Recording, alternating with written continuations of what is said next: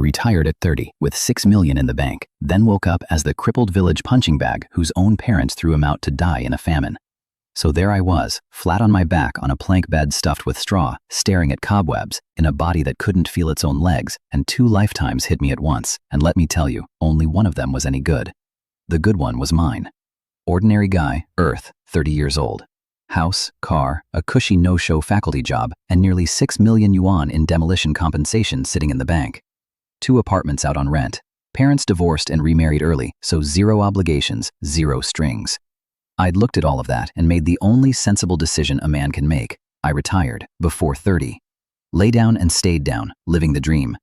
The other life belonged to the poor bastard whose body I was now wearing, and his memories came with it like a debt collector. Li Wei. 20 years old, the 4th son of the Li family in Chenjia village, Pingyang County, and the family punching bag since before he could walk. Handed a hoe at 3. Sent to glean rice ears at 5. His whole allowance of warmth in this world was his eldest brother's cast-off cloth belt for reins, and his sister-in-law's leftover porridge for dessert. The more they scolded him, the harder he smiled. The more they beat him, the harder he tried to please. Married at 16 to a girl the in-laws then froze out so thoroughly she died of it last year, quietly, in a corner, the way unwanted things die. And through all of it, he kept grinning up at them like a kicked dog, hoping the next boot might, just this once, be a pat. The next boot was the river. Yesterday the family's golden boy, Li Ming, 5th son, 19 and a scholar, the son the whole household orbited, announced he wanted to eat fish. So the 4th son limped down to the river to catch him one. Late autumn water, cold enough to stop a heart, and he stood there hesitating, afraid of catching a chill, and somebody shoved him in from behind. The old injury in his back, the icy water, the fever that came roaring in after. By the time he woke, the good Dr. Wang was folding his hands and delivering the verdict to the assembled family. Typhoid in the body, tendons wrecked, and, the part that mattered, even if the fever breaks, this one will never do heavy labor again. Now, watch what a loving family does with news like that. Mother Li took one look around the room, 3 surviving sons, 2 daughters-in-law, a clutch of grandchildren, and her eyes landed, just for a second, on Li Ming, the scholar, quietly hiding an ink stain up his sleeve in the shadows. She and old Li traded a glance, and she said 4 words. Separate out the 4th son. That's it. Cripple diagnosed at noon, evicted by supper. The 5th son wrote up the family division papers in his lovely scholar's hand. The useless one gets nothing, and old Li was sent to buy the collapsing thatched hut at the dead end of the village, the one built against the mountain where the wild things come down at night. And the original Li Wei lay on his sickbed and heard every word of it and cried himself back to sleep, still not understanding what a decade of grinning and groveling had actually bought him. I understood fine. It bought him a shed to die in. Foolish filial piety, I muttered, and propped myself up on the plank. The quilt was thin as paper and rustled, stuffed with straw and willow fluff instead of cotton, and every stitch of clothing on me was a patch sewn onto a patch sewn onto a patch. Winter's a few weeks out, first snow after that. In this shed, with these blankets, the math is simple. Starve or freeze, pick one. And then I noticed something. The cold in my chest had eased. The back that was supposed to be wrecked forever didn't feel wrecked at all, and my stomach was growling like it fully expected me to do something about it. Which is when the deal with the devil small print showed up, because of course it did. A voice went off in my skull, flat, mechanical. 1. At the foot of the cliff southeast of Xianfeng Mountain, a roe deer has fallen and broken its neck. Arrive around noon for the loot. 2. Congratulations, physique +1. 3. Congratulations, talent acquired, HAWKEYE, level 1. A warm current rolled up out of my bones, and I groaned out loud like an idiot because it felt good, and when it passed, the ache in my back was gone, the fall didn't hurt, and the calluses on my palms had half melted away. I looked at an ant a few feet off and nearly threw up. I could see the hairs on it, the 2 hooked mandibles working like a chicken's backside, the whole horror show in high definition. HAWKEYE, right, I said out loud, to nobody. The poor rely on mutation, the rich rely on technology, and transmigrators rely on systems. The ancients weren't wrong. A system, daily quests, physique points, an eagle in my skull. God drops me into hell mode and at least hands me a spoon to eat it with. I dragged on the straw sandals, hauled myself up, legs worked, back held, and shuffled out through the main room to see what fresh ruin I'd inherited, and immediately walked face first into the doorframe hard enough to sit down on the threshold. Ow! Who builds a door with this kind of entry barrier? I got up rubbing my back and looked out at my new kingdom. Damp yellow earth, scattered mud houses, mountains behind, a gray sky pregnant with the snow that was going to try to kill me. I blew out a long breath. Fine, if it's a hell start, we play hell. Brother Wei, you're up and about? A woman had come out of the house across the way. Sister Chen, early 20s, one of the good ones, fled here with her little family a few years back when the famine chased them off their own land. Sister Chen, just about recovered. I went over to greet her and watched her do a double take because the old Li Wei barely spoke to a living soul, and here I was making conversation. She looked me up and down, clicked her tongue at how fast I'd bounced back, and then got carefully to the point. I heard some things about your family. Now that you're better, you going back to them? I shook my head, slow. No need. This settled it for me. Even if I crawled back, next year the corvée draft still lands on my neck. And I let my voice drop because this part wasn't a strategy, it was the truth of this house. This year's corvée was supposed to be mine. My eldest brother went in my place. All that came home was word he was dead, no body. They never even found the body. My sister-in-law was already frail. When the news reached her, she went down where she stood and didn't last 2 days before she followed him. Corvée labor, in this county, is a death sentence wearing a work order. Once a household a year, and the men who go mostly don't come back. Sister Chen's face went heavy, and she nodded like a woman who'd done this arithmetic herself and hated the answer. Better not to go back then. You've got your health now. You and the little one'll find a way. Then, because she was kind, she gave me the lay of the land, the way you'd hand a knife to someone about to walk into the dark. You're at the tail end of the village now. Animals come down off the mountain to feed at night. Bar your door, bar your window. You see a boar, light a torch. They're scared of fire. They're vicious this season. The hunters ran into a mad boar not long back, gored Xiaopeng's father half to death. He only lived because the others got to him. Reckon he won't live out this one. I nodded. The whole village knew that story. Just be careful. Anything happens, holler. We're neighbors now. We'll help where we can. She chatted a minute more and went, and I caught the thought crossing her face as she turned. Strange. Li Wei never says 2 words, and today he said 100. Yeah, the quiet pond of Chenjia village had a new tenant. I looked at the mountain at my back. Li family village, 70-odd households, most of them Li by blood. And the newcomers, the famine refugees, all shoved out here to the tail where the mountain eats the careless. My shed was one of the old leftovers. Live by the mountain, eat off the mountain. Live by the river, eat off the river. That's not a proverb out here, that's a survival manual. 3 years of disaster to 1 year of harvest, taxes stacked on taxes, and imperial famine relief that arrives like a single cup of water poured on a burning house. A village with no mountain and no river just quietly stops existing. Papa, you're better? A small, startled voice behind the house, and then the fast slap of little running feet. I turned, confused, and there she was. A skinny, dirt-smudged little girl with sun-yellowed hair, running at me full tilt, the wind combing bits of grass out of her hair as she came. She was drowning in a tattered grown man's shirt, patched over patches, cuffs swallowing her hands, cinched 3 times around the middle with straw rope, the hem dragging to her shins and flapping like 2 cloth wings. Pat, pat, pat, as she ran. And she hit me like a small, warm cannonball and buried her face in my stomach and held on like she was trying to climb inside me.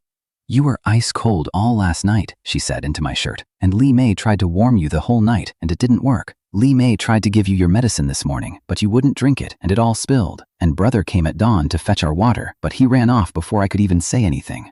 I stood there with my hand on this child's head, and my whole reincarnation crisis just paused, because she wasn't the original owner's daughter. Li Wei never had children. This was Li Mei, the daughter of the dead eldest brother, the one who went to corvée in his place and came home as a rumor. When both her parents died, the loving grandparents gave the 2 orphans to their crippled 4th son to raise. And by gave to raise, they meant shifted the head tax off our books and onto his. 40 copper coins a year in poll tax for 2 kids, now his problem.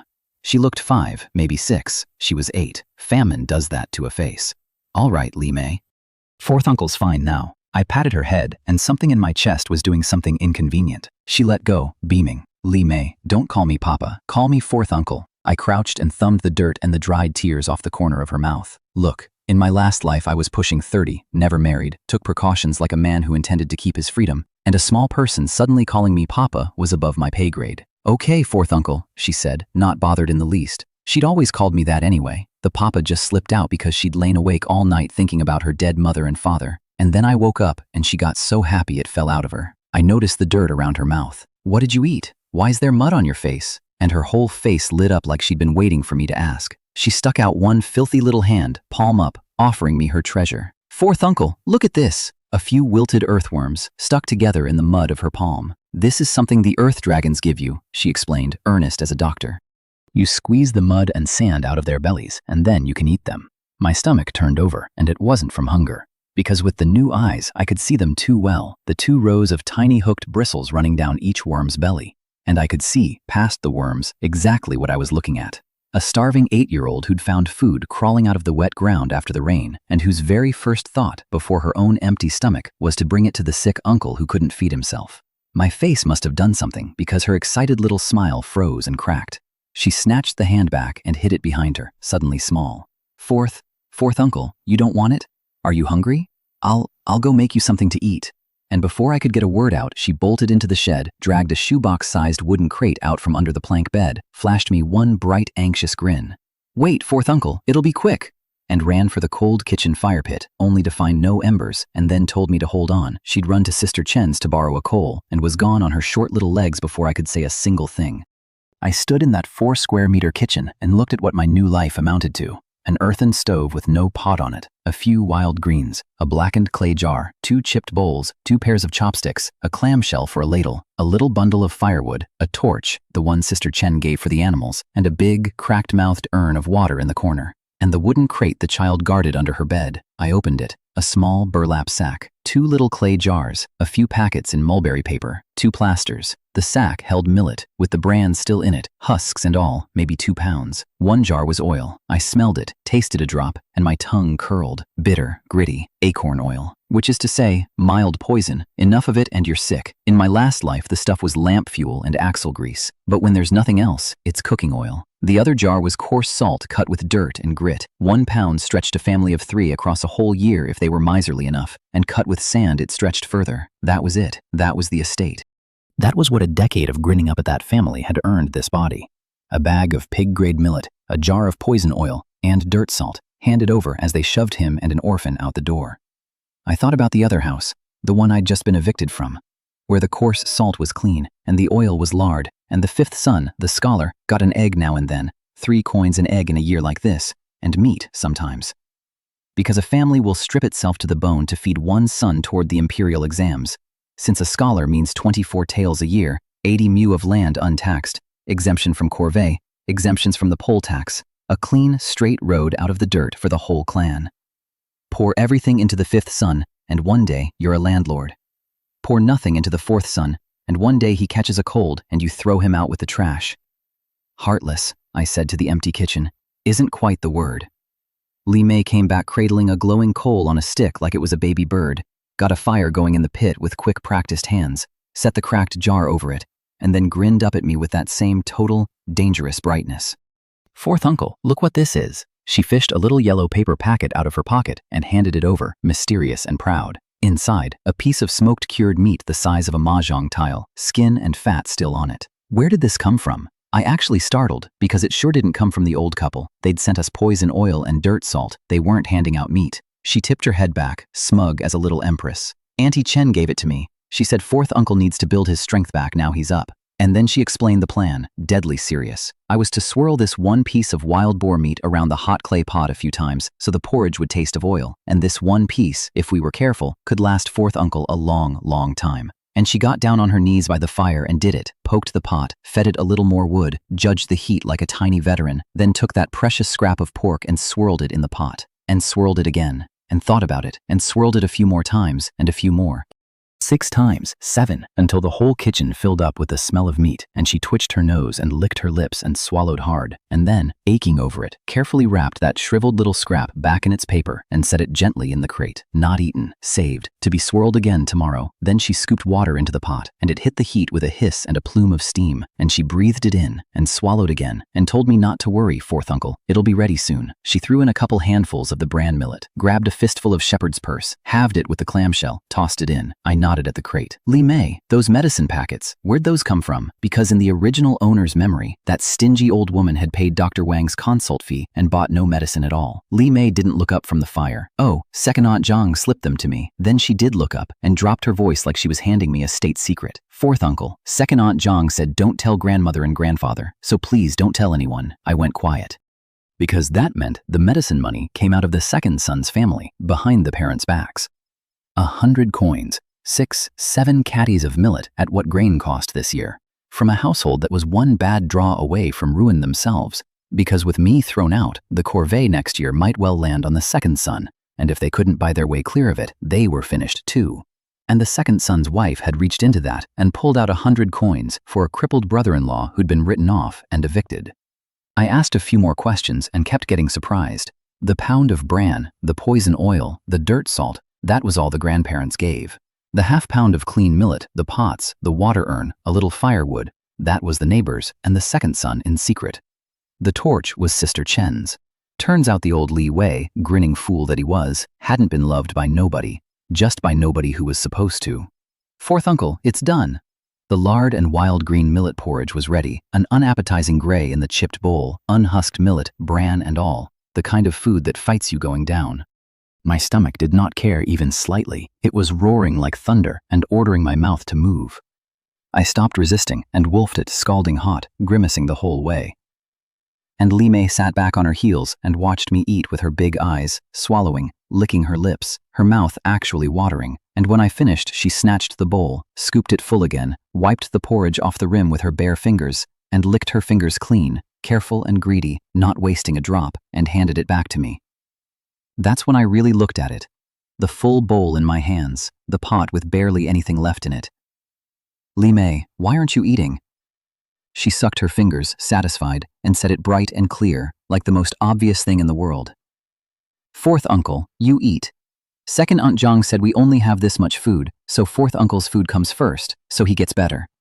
Li Wei's still little. It's okay if Li Wei's hungry a while. Second Aunt Zhang said I'm young, I'll have lots of chances to eat later. 8 years old. That voice. Those words.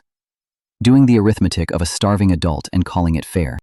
My throat closed, and the bowl of gray millet went very heavy in my hands. This child hadn't eaten since yesterday, had, near as I could tell, never once in her life eaten until she was full, had been so hungry she dug worms out of the mud after the rain, and had still, first thing, tried to feed them to me, had swirled a scrap of pork 7 times and saved it instead of eating it, had remembered every word her second Aunt Zhang said and given the food to her crippled uncle, who wasn't even awake to know, and never once stolen a bite while he slept. I held the bowl out to her. Li Wei, you eat this, right here. Fourth uncle, you eat. Li Wei isn't hungry, waving both little hands. It took some doing, but I got there, and when I finally made her take it, she lit up and wolfed it down, and I sat there and thought, coldly, that I had gotten very, very lucky. Lucky I hadn't been fully awake when I landed.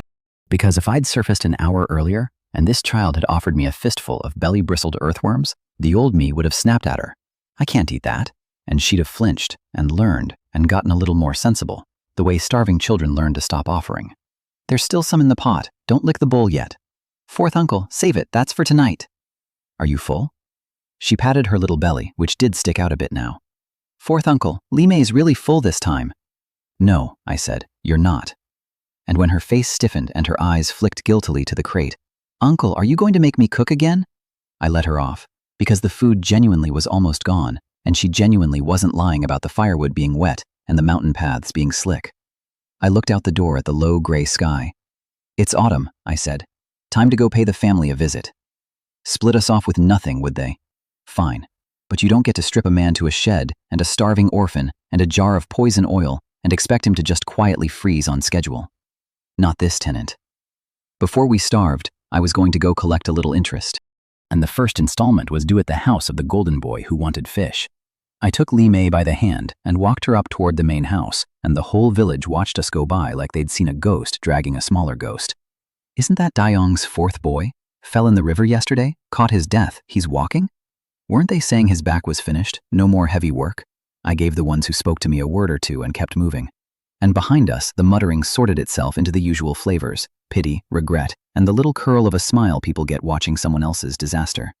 Shame, wound heals and he forgets the pain, recovered and crawling right back to lick their boots. So what if he did? Everyone's belt is cinched these years. Split off now, what chance do a cripple and an orphan have? Li Wei heard all of it. She snuck a look up at me, found my face doing nothing at all, and tightened her grip on my hand. Knock, knock. A courtyard, a barred gate. Who is it? The third sister-in-law, coming to open up. The gate swung, and Li Wei took a small step back and called out, tiny and careful, Third aunt. The third sister-in-law looked at the two of us, and her face pinched, and she skipped clean over the child like she wasn't there and went straight at me. Fourth brother, you're better? Good, Lent, get to the fields. The autumn harvest's on us. The rain's flattened everything. We're riding what crops we can. Your parents are out there. Go. Third sister-in-law. I cut her off and pointed back at Li Wei, hunched small behind me. If you'll own this niece at all, boil some water, wash her, get her out of these rags. Her face went dark. She didn't so much as glance at the child. She fixed her eyes on me. Fourth brother, do you hear yourself? I'm your elder. Where do you get the mouth? I shouldered past her into the yard and turned back. What's the matter, third sister-in-law? Does bathing your own niece cost you something? And then I clocked the little boy peeking out of the main room, her son, Li Kai, 6 years old and already an expert, and I said low, you little article. Who taught you to stand there and not greet your elders? Grown enough to gawk, not grown enough to say hello. You're begging for a smack. He screwed up his face. Quiet Pond, you bully, I'm telling my dad, and ran for his mother's skirts. Quiet Pond. The old nickname, out of a 6-year-old's mouth. This family trained them early. That's enough, fourth brother. The third sister-in-law planted herself in front of her boy. He's 6. Then you've raised him badly, and he's rude to his elders. I hope he's improved by the time I see him next. She pressed her lips white and stared at me, and I watched the same thought cross her that had crossed everyone today. The fourth one never talks back. He's acting like he's possessed. Lady, you have no idea. Enough, fourth brother. Quit the theatrics. A voice from the east wing, and out he strolled. Li Ming, the fifth son, the scholar, frowning in a padded silk jacket that cost more than everything Li Wei and I owned combined. I've got studying to do. If I fail the exams, father and mother will make you regret it. Get better, go back to work, and stop frightening the third sister-in-law. She's pregnant. The third sister-in-law sagged with relief at the sight of him. With the parents out, the golden boy was the only one who could handle the fourth son in whatever state this was. Fifth uncle. Li Wei piped up from behind me, timid, because even now she was raised to be polite to the people starving her. Li Ming looked her filthy, ragged little self over and turned to me with distaste. My niece Li Wei, what happened to her? Fifth brother, what's wrong with you? She went off with you yesterday clean enough. How's she this filthy today? I looked at his padded jacket and his soft scholar's hands and his clean, well-fed, faintly annoyed face, and I made a decision. Li Wei, I crouched. Close your eyes, cover your ears. Don't open them till fourth uncle says. She didn't understand, but she trusted, and she squeezed her eyes shut and clapped her hands over her ears. Li Ming frowned and put his hands behind his back like a magistrate. What are you? Smack. That was my answer. Open palm, full swing, right across the golden boy's face. All that studying and you can't tell a fourth brother from a fifth. You call me fifth brother. Who gave you the nerve? Everyone in the yard froze like the world had hiccuped. He didn't. He wouldn't. He can't. You hit me? He touched his blazing cheek and stared like he genuinely couldn't process it. And honestly, watching a man's whole worldview reboot in real time is its own small reward. Hit you. Smack. Again. You disrespectful little article. Your fourth brother's going to beat you to death today. And I put a fist into his ribs that folded him up like a boiled shrimp, then took him by the hair, hauled him to the middle of the yard, dumped him in the mud, and went to work with both fists and both feet. Stop. Fifth brother, I was wrong, stop. Rolling in the muck, begging, this boy who'd never once in his gilded life caught a beating. Still got the wind to holler, guess you can take more. I did not slow down. Off to the side, Li Wei, eyes squeezed shut, hands clamped on her ears, snuck one look, saw what was happening, and immediately shut her eyes again and turned away. Smart girl. It's not proper for the young to watch their elders brawl. I quit when my arms gave out, not his pleas, panting, hands actually shaking, back twinging, because it turns out beating a man is a whole cardio workout, and this body was fresh off a deathbed. I towed him where he lay, twitching. Up! Quit playing dead! He scrambled upright, face already going purple and swollen, and stood in front of me meek as a lamb, and I nodded, satisfied. Boy had never been hit before. This would help. Who pushed me in the river? Was it you? He waved his hands frantic. It wasn't me! How could I push fourth brother in the river? Then who was it? I don't know. You don't know anything. Call yourself a scholar? Don't know this, don't know that, and you want to pass the imperial exams? He dropped his head and shut up, which told me either he knew and wouldn't say, or the answer was one of the ones I already suspected, but that ledger could wait. Fourth brother, you dare. When father and mother get home, they'll have your hide. The third sister-in-law pointed, lips trembling, doing outrage, though I clocked it. Under the performance, she was thrilled. Watching the family's precious fifth son eat mud was clearly the best thing to happen to her all season, and she was working hard not to grin, because a grin got her in trouble too. She murmured something to her boy, and he nodded and shot out the gate on some errand, and she rushed back to fuss over Li Ming. Fifth brother, how bad is it? Where does it hurt? Let third sister-in-law see. Third sister-in-law, men and women don't touch, he said stiffly, dodging her hand, and I nearly laughed. Beaten into the mud 30 seconds ago, and still quoting the master on propriety. I glanced at the boy sprinting off, running to fetch the parents obviously, and didn't care, and said, easy, to the third sister-in-law. Li Wei's called you third aunt for years. A wash and clean clothes isn't too much to ask. Fine, I'll heat the water right now. Suddenly, very agreeable. Because the real worry gnawing her was that I'd bolt, and then she'd be the one holding the blame. Would I bolt? Of course not. It's nowhere near that simple. The show had barely started. Li Wei, go on. Third aunt's got hot water. She'll get you washed. Look at the state of you. She came and smoothed the child's hair, and Li Wei looked to me, and I nodded, and off she went. Thank you, third aunt. Trusting, always trusting. The second the child was gone, I ignored the meek and battered Li Ming entirely, and walked into the kitchen like I owned it. What are you doing in here, fourth brother? The third sister-in-law asked, dipping water. Nothing. Hungry. Looking for something to eat. And before she'd finished blinking, I was out of the kitchen and into the old couple's bedroom. Well, well, white rice. I opened the cabinet, dug through, turned up a burlap sack. Refined white rice. Not much, but in a year like this, that's not cheap. Clearly the fifth son's, though even he only got it now and again. Lucky day. Then a jar with the best part of half a pound of pork belly in it, and I about sang, we've got meat, we eat well today. Rummaged a bit more, sighed. Shame, no eggs, and I scooped up the rice and the pork and marched it to the kitchen, where the third sister-in-law had already cleared out. The rest is easy. Fire up, rinse the rice, wash and cut the meat. Hot pot, pork belly, straight in. Render it down till the fat runs and the whole kitchen goes thick with the smell of it, and my mouth, one bowl of wild green millet slop behind me, flooded. Skim out the meat and the oil, set aside. Rinsed rice into the iron pot, water, lid, simmer. And while it cooked, I didn't sit idle. I found 2 hardwood staves in the woodshed, 3 feet each, thick as 2 fingers together, shaved the ends to points with the chopping knife, and charred the points in the fire till the surface went black and hard. Fire-hardened spears, poor man's weapons, but a broken-necked roe deer at the foot of a cliff doesn't need artillery, and a mountain full of mad boars might. I stashed the 2 spears, the chopping knife, and the kitchen knife into a carry basket. By then, the rice was near done. Lid off. Steam and the smell of rice rolled up. I folded the pork belly back in, salted it, stirred the fat all through, banked the rice, poured the rendered lard down around the edges, capped it, and let it go again. A while later, I lifted the lid, stirred, tasted, and grinned. That's the stuff. Chopped scallion over the top. Left myself a full bowl.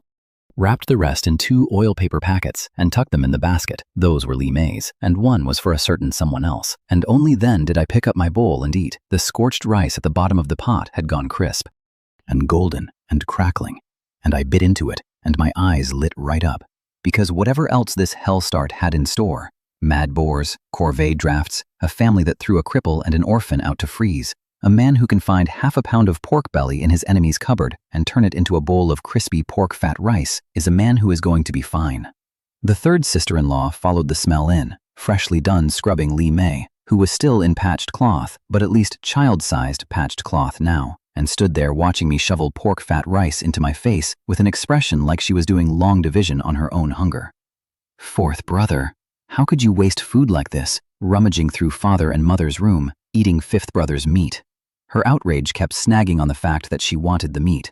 How's it wasted? It's in my stomach. I didn't look up. And if the fifth son can eat it, why can't the fourth? She rolled her eyes. Don't you know your own rank? And kept staring at my mouth anyway.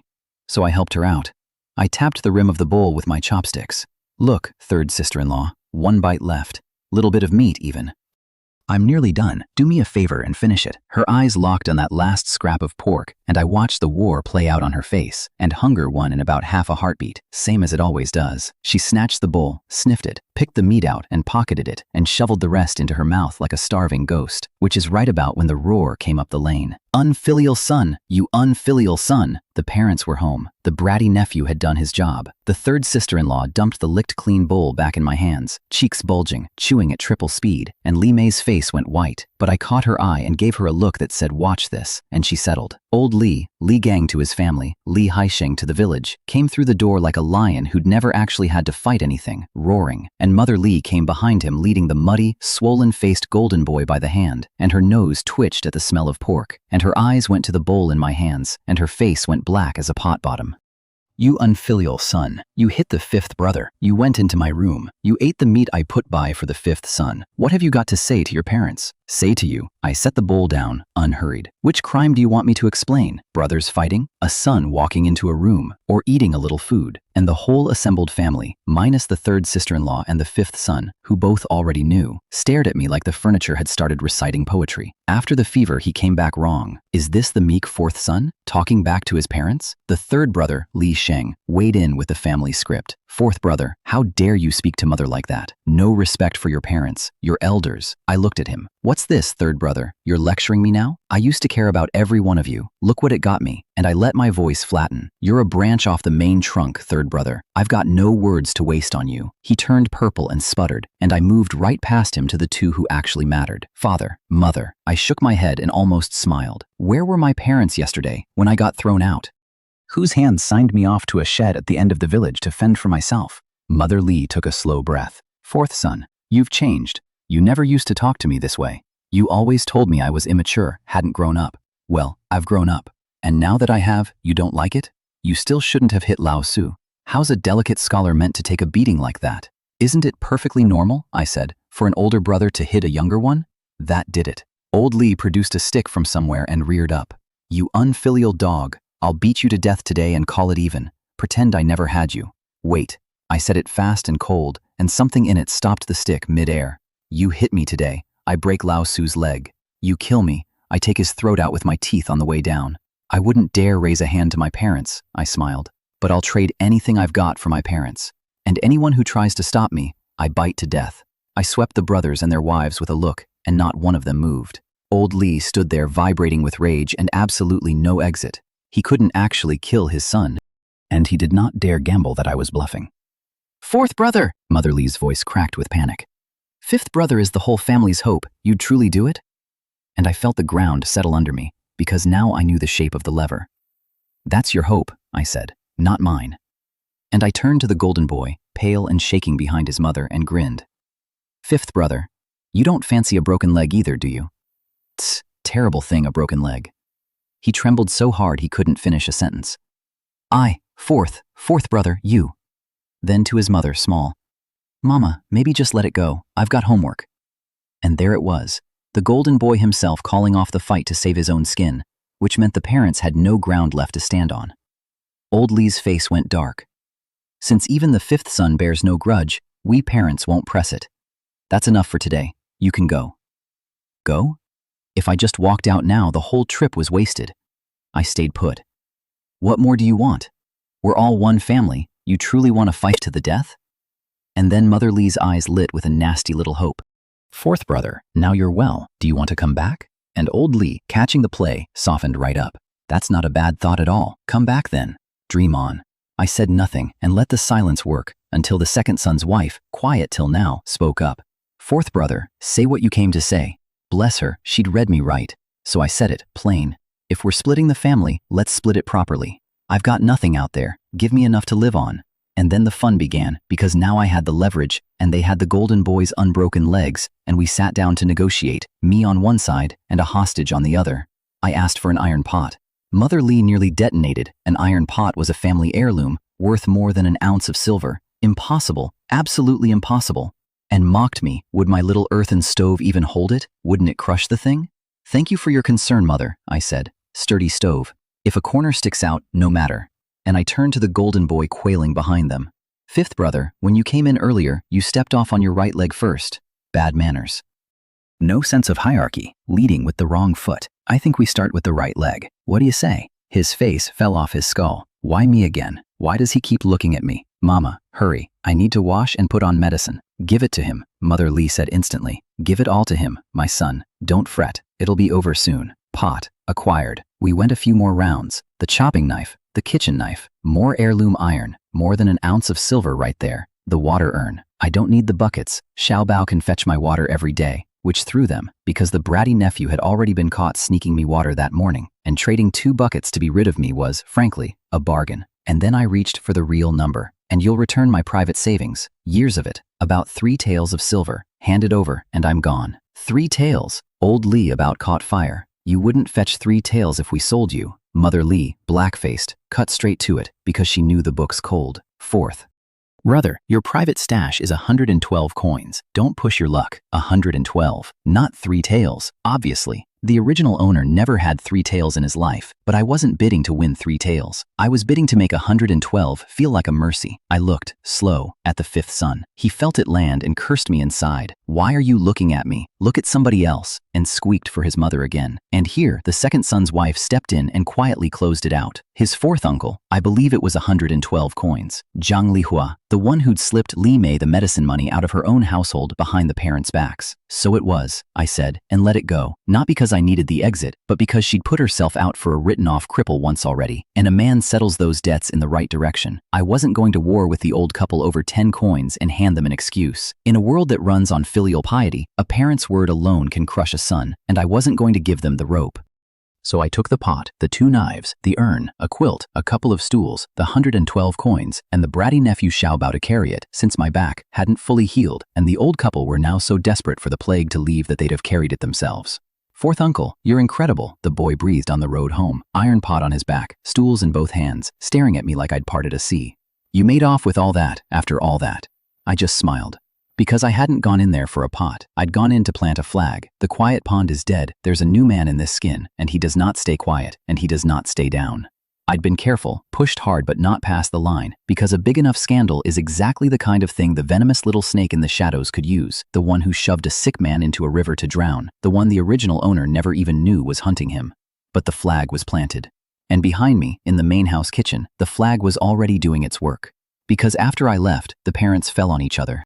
What an ungrateful wretch I raised, old Li bellowed, and Mother Li snapped back that they still had money, they'd buy more, done, the plague was gone. But old Li, for once, didn't let it lie. You bullied Laosan for years because he married and gave you no grandchild. You froze his wife till she died of it. And then, in a temper, you sent the eldest to corvée. No, the eldest signed himself up, knelt and begged you for a little silver first, and you wouldn't give it. So he went in the 4th son's place, and he came home a rumor with no body. If you'd handed over a few taels of silver, the eldest would be alive. If the eldest were alive, I'd never have let you split the 4th son off yesterday. Mother Li's voice went thin. How was I to know the eldest was that rash? And there it was, the whole rotten root of it, said out loud in a kitchen. They'd starved one son's wife to death, sent another to die on a work gang to save a few taels, and thrown the 4th out to freeze, all to pour everything down the throat of the 5th. And their only worry now was the gossip, because the village was already talking, and a bad name would hurt the Golden Boy's exam chances. So Mother Li ordered the whole family to call the shakedown voluntary compensation and threatened to tear the mouth off anyone who said otherwise. Let them polish the story. I had a pot, 112 coins, 2 hungry kids fed on pork rice, and a mountain at my back with a system in my skull and a quest with my name on it. Speaking of which, eat slow, don't choke. Back at the shed, I'd handed Li Wei and the nephew the 2 oil paper packets of pork rice and watched them inhale it, heartbreaking and funny at once. But you couldn't blame them. A mouthful of meat and white rice was a thing a village kid might get once or twice in a whole life and dine out on forever. Then I loaded the carry basket, took up my 2 fire-hardened spears, tucked the chopping knife in my belt. 4th uncle, where are you going? The nephew asked. Li Wei stopped chewing cold. 4th uncle, you're not going up the mountain. Xiaobao, finish eating, move the rest of the stuff over, then go home. Li Wei, I crouched. Don't fret about your 4th uncle. Stay home, wait for me. The mountain road was bad and wet, and every dead branch for a stretch had already been picked clean, even a third of the live branches lopped off. The work of a whole village scraping the lower slopes for firewood, which told me exactly how thin things were down here, and exactly why nobody sane went higher. My 2 spears doubled as walking poles. The system had said the cliff foot around 3:45. I got there half an hour early, which turned out to be the only reason I lived. Because something had beaten me to the roe deer. Down at the foot of the cliff, crouched over the carcass, gnawing it open, a beast like an oversized cat, ears up, black tufts on the tips, stub tail. My last life had a word for it, off a nature video. Lynx. The thing that kills wolves. Fast and mean, and absolutely not something a half-healed man walks up on with a pointy stick. Without the HAWKEYE, I'd have come jogging happily around the rock and into its jaws and died on day 1 without ever knowing what hit me. The mountain, I muttered, easing back, really will kill you without telling you how. So I did the smart thing, climbed a big tree well off and waited and watched a wildcat eat my quest. 10 minutes. It ate its fill and bounded off into the trees in a few long leaps, and I still didn't move. Waited a few minutes more, watched for the trick, and only when nothing stirred did I drop down and go. The roe deer was a wreck, belly and organs gone. Didn't matter. I hauled it up, slung it in the basket, and got out of there without looking back, and only stopped when I'd put good distance between me and that cliff, hands on my knees, blowing hard, grinning like a fool. Snatching a meal out of a tiger's mouth, genuinely exciting. Lucky it was autumn. Summer would have had vipers in the shade, and a bite out here is its own death sentence. And since the eyes were too good to waste, I didn't go straight home. Hung the basket in a tree and worked deeper for firewood, since the low slopes were stripped bare, and Hawkeye earned its keep. A pheasant broke for a haystack. I crept up and took it barehanded, and found 6 wild eggs in the straw besides. Then mushrooms, 7 or 8 kinds, monkey head, hazel, oyster, lichen, a good pound of them, half a roe deer, a pheasant, 6 eggs, a pound of mushrooms, an armful of firewood. Not bad for a cripple who was supposed to be dead by spring. By the time I came off the mountain, near 5, I was soaked through and wrung out, and thinking, with real feeling, about my old life, the balcony, the lounge chair, the tea set, the phone, a couple of girls messing around nearby, while I did absolutely nothing. No going back, I told myself, and put it away, and walked toward the shed, and the small person who'd be standing outside it, waiting. She was, of course she was, planted outside the fence, anxious, and the second she saw me whole, the worry fell off her face and she came running. "Fourth uncle, you're amazing. You chopped so much firewood. Fourth uncle, did you go hunting?" And then she saw the roe deer in the basket, and her smile froze, and she went dead white, whipping her head around to check for witnesses, and grabbed my sleeve and tried to haul me back toward the mountain. "Fourth uncle, let's throw it away while nobody's looking, or they'll arrest us. They'll put us in jail." Because she wasn't wrong to be scared. Hunt without a permit and the government takes you. Hunters register and pay a stiff tax. Small stuff, a rabbit or a pheasant, nobody minds if you don't get greedy. But anything bigger than a roe deer means chains, unless it's prey you merely found, something already dead, or a beast that came down and threatened people. "Li Wei, slow down, look before you talk. I didn't kill this, I found it." She leaned skeptically at the basket, saw the mangled mess through the gap, and I steered her home before she could argue, because I was exhausted, and because the thing that made it legal was a stamp I still had to go get. From the village chief, tonight, before some helpful neighbor decided the quiet pond had turned poacher. The village chief's family had just finished supper when I got there, and one look at their table taught me more about this village than a week of asking. Thin, wild green millet porridge, kids licking the bottoms of their bowls. Even the chief ate like that. Sigh, I thought, watching a small one hunt his bowl for a last grain. So even the village chief has a hard year. And then, God help me, watching them eat that thin while I'd had pork this morning and would have roe deer tonight, I felt fantastic, which probably says something unflattering about the new tenant. The chief looked over my roe deer, confirmed it was found not hunted, and told me to take it home, no trouble. And then I did the thing that made everyone in the room think the family split had knocked me loose. I offered to cut him off a pound. On the house, the whole family froze. Has he lost his mind, giving meat away? Does he not know his own situation? And the chief squinted at me, honestly puzzled, because he'd been wanting to buy his grandkids a little meat and hadn't been able to bring himself to lean on a poor man to sell. So I stopped playing coy and gave him the truth with the shine off it. "Uncle Chief, you all know my situation. Nice way to say it is, the family split. Blunt way is, I got thrown out. I live alone now with an 8-year-old niece to raise. Life's thin enough. And I'm afraid that someday, if something happens to me, there won't be a soul left to say the official word for me. I don't want anything special. I just want to know that if a day comes, someone with standing will speak up. In the open. That's not a bribe, that's insurance. In a country run on filial piety, a parent's word alone can bury a son, and there was a snake in the shadows who'd already tried to drown me once. A pound of roe deer is a cheap premium on a policy that says the village chief knows my face and owes me a fair word. He got it, waved off the free meat, insisted on paying the going rate. "Everyone's having a hard year, you're having it harder, but I won't cheat you either, and don't you cheat me." And cracked a joke to take the weight off it, and his grandkids about levitated. "Grandpa's the best, there's meat." He sent for old man Zhang from the general store at the village mouth, butcher, skinner, shopkeeper, and, I would shortly learn, a licensed bandit. And while Zhang carved the roe deer down clean, barely 20 pounds of meat off a 60-pound animal, once the lynx and the fall took their cut, the whole room had done that arithmetic out loud before I could. The chief's littlest ran up and pressed a fistful of copper into his grandfather's hand. "The good uncle said to give this to you," and the chief counted it twice and went quiet. Exactly what he'd paid for the meat, 40 coins, handed right back. He gave a wry little smile, waved it off, and said nothing, because he understood. I'd sold him the meat so it wasn't charity, and given him the money back so it wasn't a sale. I'd left him nothing to owe and nothing to resent. represent, just a clean, fair memory of the quiet pond. Cheap, very cheap. Then old man Zhang and I went back to his store to do business, which is where I met the honest man of Li family village. And let me tell you about this honest man. 80 coins for the hide, 110 for the skeleton. The bones? What's a silly roe deer's bones worth? He explained, pleased to. Bone makes arrowheads, iron being deer. So hunters keep a few iron heads and shoot bone the rest of the time. Fine, but then I did my arithmetic out loud. How many arrowheads come off this pile? 4 leg bones tops. That's not 100 coins. And I know you, old man Zhang. Honest as the day, the whole village says. First real deal we do and you're already skinning me. Careful or I'll take it up with Master Li. He didn't blink. Don't wave your betters at me, boy, let me finish. 4 leg bones for arrows, the rest of the bones for tonic. Kidney strengthening. Very good for a man's vigor. And he grinned, lewd as a goat. He. Heard you can't sire a child, Li boy. Trouble in that department? Why not brew yourself a pot and see? I rolled my eyes. Whatever was or wasn't wrong with the original owner's plumbing was the original owner's business, not mine. And I wasn't about to debate my fertility with a butcher over a bag of shins. If it does all that, then your price is too low. We went a few rounds and settled, and I kept 2 hind leg bones back for soup. And then, because a mountain trip had already worn my straw sandals to threads, I made the mistake of asking after shoes. Leather shoes? Old man Zhang laughed until his beard shook. Dream bigger, boy.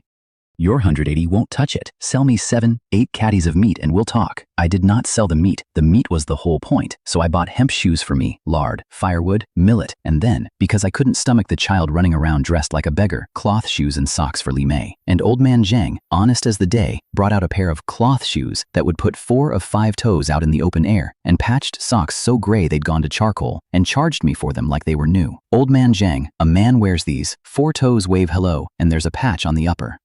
Think they're worn. Buy new. New cloth shoes, 60 coins. New socks, 90. I fled his store in disarray, and he stroked his beard and watched me go, thinking, I have no doubt, that today was worth a couple of good sucks off the bone. A bolt of cloth costs 200 coins, and a pair of children's shoes runs 60. The prices in a famine bend into shapes that would make a modern economist weep. I stuffed the little worn shoes in my coat. Li Wei, your 4th uncle can't even keep himself in socks. Make do a while. When your 4th uncle makes it big, I'll drape you in silk and gold. A man's got to have a 5-year plan. But shoes and soup weren't the real errand. The real errand was the 3 village elders, and above them, Master Li, the landlord, the biggest man in Li family village, hundreds of mu of land, the general store here and one in the county, and a scholar for an eldest son. I gave the elders meat with the same honest speech, and none of them turned down free meat in a year like this. Because here's the cold truth a modern man learns fast out here. Get thrown out, do better than the starving, and envy comes for you. And if the village turns on you and no village will take you in, you're a vagrant. And any vagrant who kills you did the world a favor. I didn't want privilege. I didn't steal, didn't rob. I wanted fairness, which out here you have to buy in advance, 1 pound of meat at a time, before the day you need it, and it's too late. Master Li's house was bluestone steps and a brick wall and blue-tiled roofs, and standing at his gate, I felt the original owner's inferiority rise up, and then remembered the mansion I'd owned in another life, and it drained right back out. A servant let me in, and I found the great man at dinner, and got my second lesson of the night. Thick millet porridge, whole grain flatbread, pickles, a few cheap mushrooms, no meat. The landlord ate no meat. I actually caught myself wondering if all my scheming after pork made me some kind of degenerate. Li Wei, you've hit some trouble? He asked, not unkind. No trouble, Master Li. I've come to repay a kindness. And I set 2 pounds of roe deer on his table, and his daughters-in-law looked up, and his grandchildren stared at the meat and swallowed, and he frowned, honestly lost. Repay what kindness? So I told him, when I was born, Master Li, you gave the birth gift, 200 coins. And more than that, a good set of bowls and chopsticks, so my niece and I don't eat out of broken crockery like beggars. Before the family split, I had no say in anything. Now I do, so my niece and I remember it. He studied me, this crippled cast-out who'd walked in neither cringing nor grasping, talking in clean, straight lines, and something shifted behind his eyes. The splits changed you a great deal, he said slowly. Your father found his fortune on a wild ginseng once, and here you are, split off and just off your sickbed, and you found a roe deer. They say a man who lives through a great disaster has good fortune waiting. Then he tried to hand the meat back. Everyone knew he ran the birth gift for every child in the village. Boys 200 coins, girls 1, and asked no thanks. 2 pounds of meat, traded for grain, would feed us for days, and he had no wish to take food out of a poor man's mouth. Which was exactly why I'd come, because the more a powerful man refuses, the more you need him to accept, or you're the one who couldn't fit in. So I gave him the reason I'd brought, and it happened to be true. Master Li, you don't need this scrap scrap of meat, I know, but what you gave us was worth more than 200 coins. You gave us dignity." His eyes sharpened. "Dignity? Explain that. You could have just given us food, but how much food can you give? Everyone here is short of food. Food's never enough. A good set of bowls, though, that lasts. Lots of folks starve in these years, Master Li, and by the end they can't even remember what their own bowl looked like. They only know it was broken. If my niece and I starve, at least we'll die remembering we ate off a good set of bowls once. By then the food won't matter." That last scrap of dignity will. Master Li went quiet a long moment, because that had been his intention, half of it, and the other half was the thing he couldn't say to a hungry man's face, that he knew he couldn't actually save any of them. Is the empire large or small, and can even the empire keep its people from starving? Same principle. One landlord can't save a village. He took the meat. And I walked out having spent maybe 6 pounds of found meat to buy the village chief, 3 elders, and the landlord a floor to stand on in a village that would otherwise watch a cast-out cripple and an orphan freeze and call it the natural order. Behind me, Master Li told his second son to try befriending me, and when the son laughed it off as sentiment, "You're just pleased someone finally thanked you for your good deeds, father."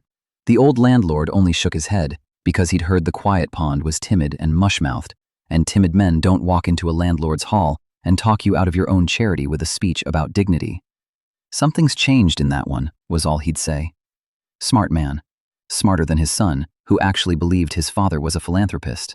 Because Master Li knew exactly what his kindness was, and it wasn't kindness, it was the most patient investment in the county.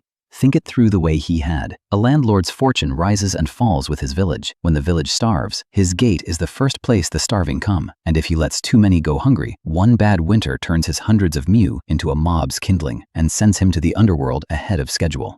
So he feeds them once, twice, enough to bleed off the pressure, and keeps servants who are not, as everyone quietly understands, for decoration, and holds that balance with a steady hand year after year. And the birth gift, 200 coins a boy, 100 a girl. The villagers took it for old-fashioned favoritism, sons over daughters, and it was, but not for the reason they thought. More people meant faster growing wealth for the man whose land they worked. And boys were worth double, because every year the famine spat out fresh bandits, and a fat sheep of a village needs men to guard it, or the refugees turned raiders carry off everything he owns. His generosity was a wall built out of other people's gratitude, and it would hold exactly as long as it paid to hold. Nobody's grain blows in on the wind, none of it. The ant feeding her pigs, the hunter's family doing sums over my death, the kind-faced man feeding girls to the county, the landlord's charity, none of it is cruelty or kindness. It's arithmetic, done in the dark on empty stomachs, and the only way to win is to be the number that always comes out ahead. A system, an eagle's eye, and a mountain of food nobody else could find were about to make me exactly that. But while I was buying the whole village a floor to stand on, 1 pound of meat at a time, somebody was quietly pulling the floor out from under me, because under a tree at the edge of the village, a kind-faced man was teaching a bratty 6-year-old to call his uncle a demon. Home was full dark by the time I got back, and, small mercy of the eyes, I found I could see well enough at night not to walk into my own walls. Li Wei was on the threshold with her chin in her hands, and lit up when she saw me, and I put down the firewood and the shopping and lit the oil lamp. "Li Wei, keep this fire striker. No more borrowing coals off the neighbors. And that acorn oil, from now on it's lamp oil, not food." She hugged the striker like treasure. She danced over the lard and the millet, an 8-year-old who already knew exactly what those were worth. And then I handed her the little paper packet and the cloth shoes. "Try these. If they don't fit, your 4th uncle will take them back to old man Zhang." New shoes? Cloth shoes? For Li Wei? She held them up to the lamp to be sure, disbelieving. New cloth shoes, faintly scented with rice like the pork rice from that morning. And then her eyes filled and her voice broke. 4th uncle, you're so good to Li Wei, but I miss Papa and Mama. I want to tell them Li Wei has new cloth shoes too." New. The word was foreign in her mouth. Her whole small life had been straw sandals and broken shoes and rags, and she wanted to run and show her dead parents the first new thing she'd ever owned. My throat did the thing again. So I did the only thing I knew how to do with it, which was scold her. "You little ingrate. 4th uncle buys you shoes and you're already crying about your parents. Come tend the fire.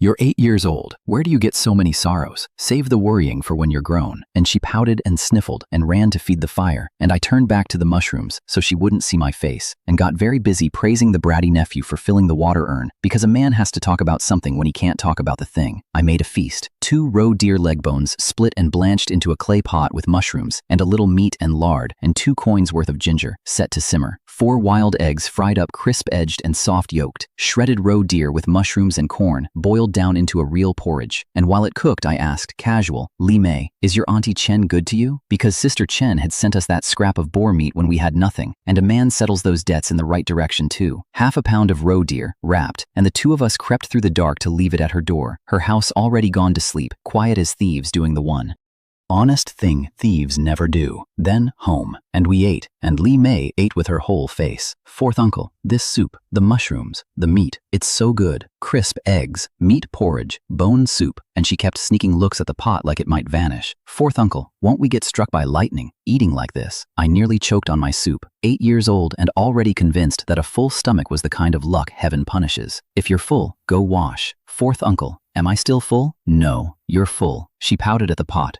1 egg, half a bowl of porridge, half a bowl of soup, and still not full. But I made her stop there, because I'd watched what the morning's pork rice nearly did to her, and a body that's never had enough can't be handed everything at once. It has to be walked back to eating like a person. Slow. I saved the rest for the nephew's breakfast, gave her a paper twist of maltose she wasn't allowed to open till morning, and that was the day.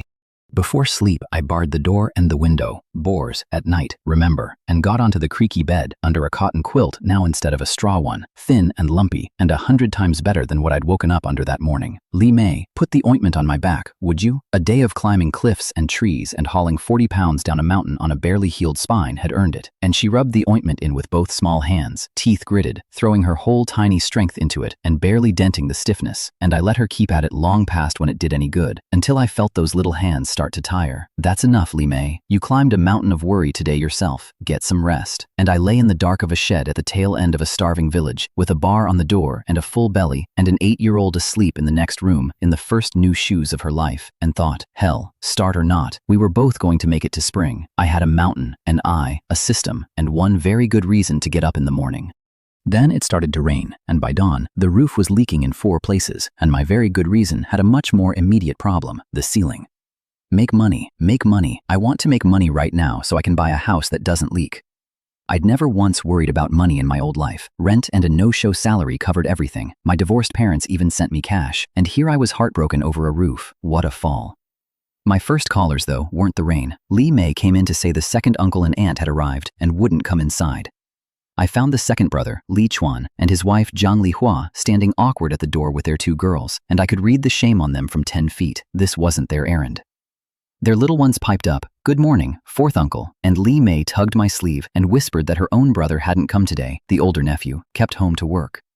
So I turned to the 2 girls, 11-year-old Shumei and 7-year-old Huaner, await a brother and bring a brother, the names you give daughters in a house praying for sons, and told Li Wei to fetch the 2 boiled eggs she'd set aside, which she had set aside that morning, for her own brother, who hadn't come. Give them to her cousins instead, I said, and she ran off on her short legs to do it without a blink. Fourth brother, no, it's too dear. The second brother waved his hands, and Zhang Lihua too, because a wild egg was a coin, real money. But I watched the 2 girls stare at those eggs like they were the moon, and I pressed them in. Little Huaner cracked first, snatched hers, didn't even peel it, bit straight through the shell and chewed with her eyes squeezed shut in bliss. Her big sister Shumei stood frozen with wanting, throat bobbing at the crunching sound, eyes flicking to her parents for permission she was too well trained to take, until her mother sighed her into it. Thank you, fourth uncle, clutching it like it might be stolen back, licking every crumb off her fingers. I know why they'd really come, of course. The whole family, out in the open like that, was the main house's doing.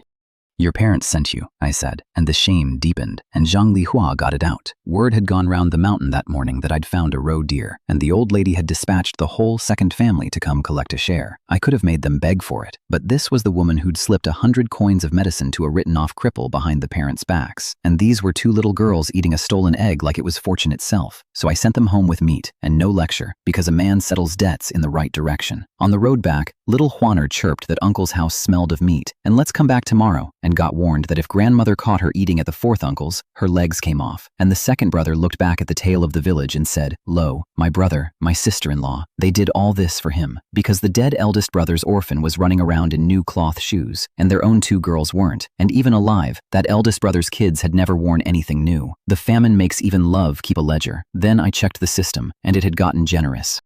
Rabbit warren, south face of Shenfeng Mountain, flooded out. A rabbit half drowned, dying. Before 10:45. Southwest face, a pheasant tangled in vines, before 5. North slope, a mushroom patch, 1 incense stick's worth of picking, around 1. 3 quests, Yesterday 1, today 3. Was yesterday just the new player gift pack? No idea what kind of system I'd been handed. The HAWKEYE still said level 1, no experience bar in sight, but a level 1 implies a level 2, and if the eye maxed out into 1,000-mile sight, I'd take it, slow grind or not. Meanwhile, 3 free tips a day on where the mountain keeps its food. In a famine, that's not a superpower. That's the only power that matters. But before the mountain, one more visit, because a modern man with an eagle eye still doesn't know the first thing about actually hunting, and there was exactly one teacher in the village. The wolf hunter, Li Wei, the one the gossips said was dying. His little boy answered the gate with a string of wolf fangs round his neck, each one longer than a lighter, thick as my finger at the base, and bragged they were off the wolf his dad killed.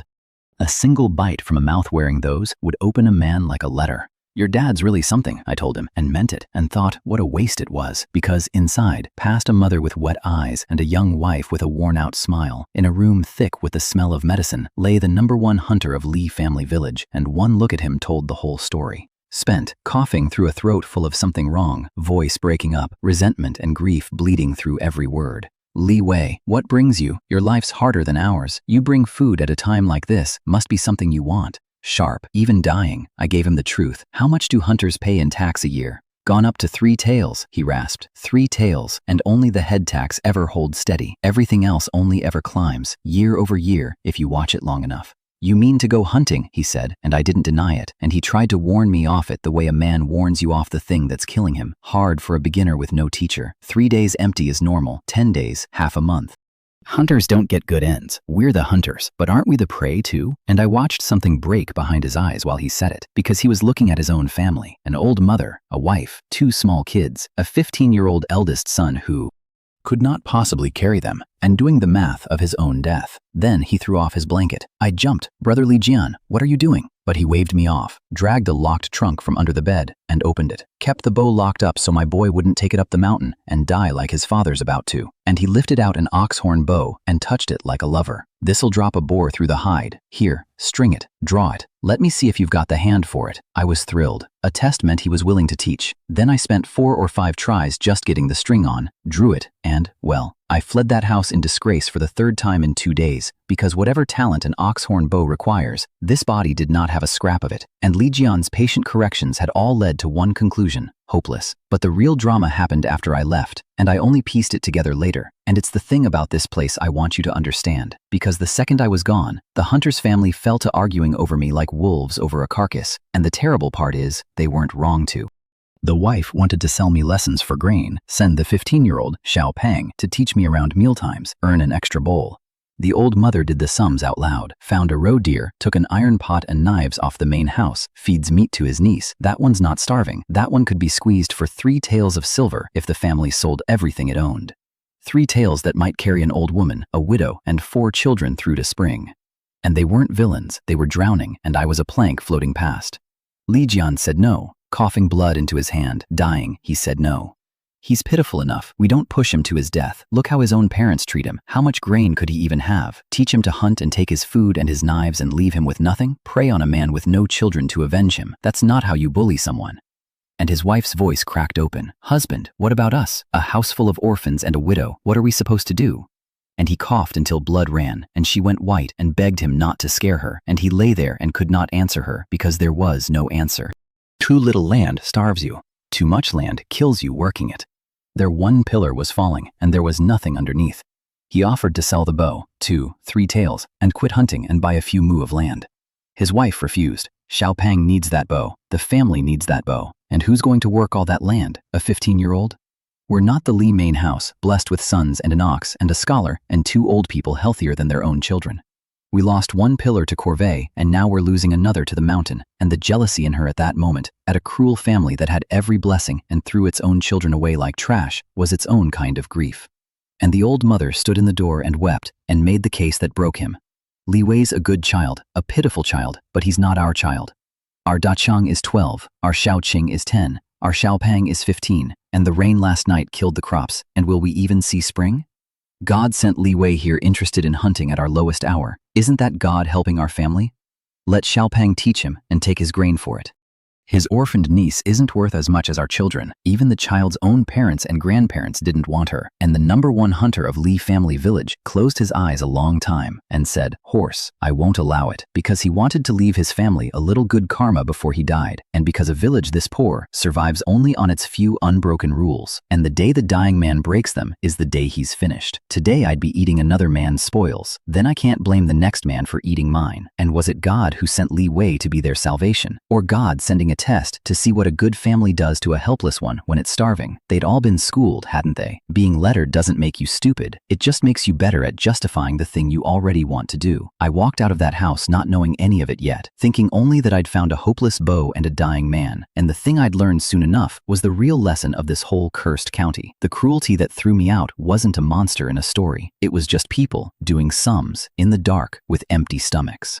Which meant the only way to be safe from it was to stop being the plank floating past and start being the one thing nobody does sums against, the one thing that feeds them. The main house went about the way you'd expect. The bratty nephew Li Kai greeted me at the gate with a cheerful, "Quiet pond," so I hauled him into the yard by his collar and gave his backside a few licks of the flat of the wood chopping knife, because a crooked sapling gets pruned, and because I'm only 240 months old myself and I'll be a child when I please. He wailed that his dad catches snakes and isn't scared of anything and would beat me, and then, snot bubbling, added that his dad had beaten his mother bloody last night, which turned the third sister-in-law the exact color of a struggle session and shut the whole yard up fast. The parents came out. I pointed out that their grandson had been raised to call his own fourth uncle Quiet Pond to his face, and suggested that a debt of the son is paid by the father, and flicked the blade and watched the third brother discover he had somewhere else to be.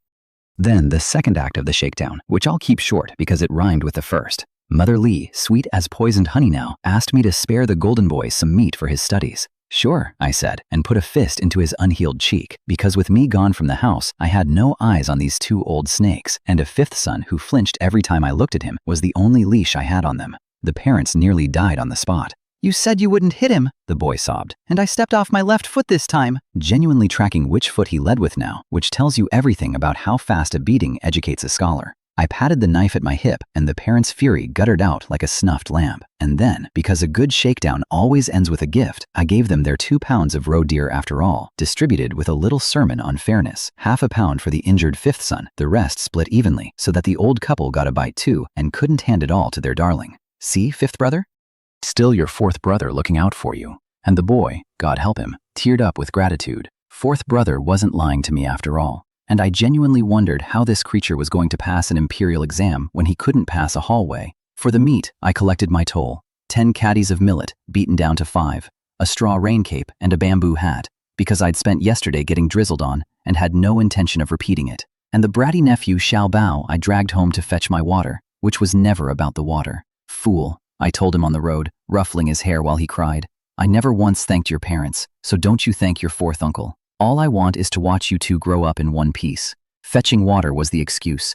A full meal in a starving house was the reason. Then, kitted out like a proper mountain man, rain cape, bamboo hat, basket on my back, chopping knife on the right hip, water gourd on the left, a spear in each hand, I went up, with 3 quests queued so I wouldn't waste a step. The drowning rabbit first, then the mushroom patch, then the tangled pheasant. I did not, however, go up alone. Quiet Pond, up the mountain again. Li Changfu, the village gambler, nicknamed Bowl Breaker for a humiliation the whole village still laughed about. A man who'd married years back and never had a child either. The difference being his wife had a spine like a fire poker and had apparently sent him up the hill with a chopping knife and orders to come back with firewood. Because I'd found a roe deer, and now the whole village was measuring their men against me. "You've got a good wife and a family behind you," I told him. "What have I got? One life. I don't fight for it. What do I eat tomorrow?" And I headed deep and warned him off. "I'm going into the real mountains. You sure?" And he trailed me anyway, because a lucky man is worth following, and I let him, because a gambler at my back who scoops up the scraps I leave is cheaper than a gambler who gets suspicious about why I'm always lucky. I found the rabbit warren, a fallen pine plugging the mouth, 1 fist-sized gap,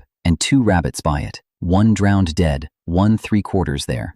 Widened the hole with the knife, bagged the dead one, trussed the living one's legs and dropped it in too. Fresh meat that walks home doesn't spoil. And when Changfu caught up, he crowed about the burrow. A cunning rabbit has 3 holes. Quiet Pond. Only your Uncle Li was clever enough to check the back door, and pulled 7 wet dead kits out of the far entrance and lashed them to his belt. Delighted, planning how he'd lord it over me later. I let him have them. 7 drowned baby rabbits is a cheap price for keeping a man convinced he's outsmarting you. The mushroom patch was on the north slope, and this is where I nearly watched a man die. Because I'd learned my lesson at the cliff, always glass the ground before you walk onto it. And from a tree I saw the patch was already occupied. A sounder of wild boar, a big one and better than 20 piglets, plus assorted smaller things, all rooting through the mushrooms I'd come for.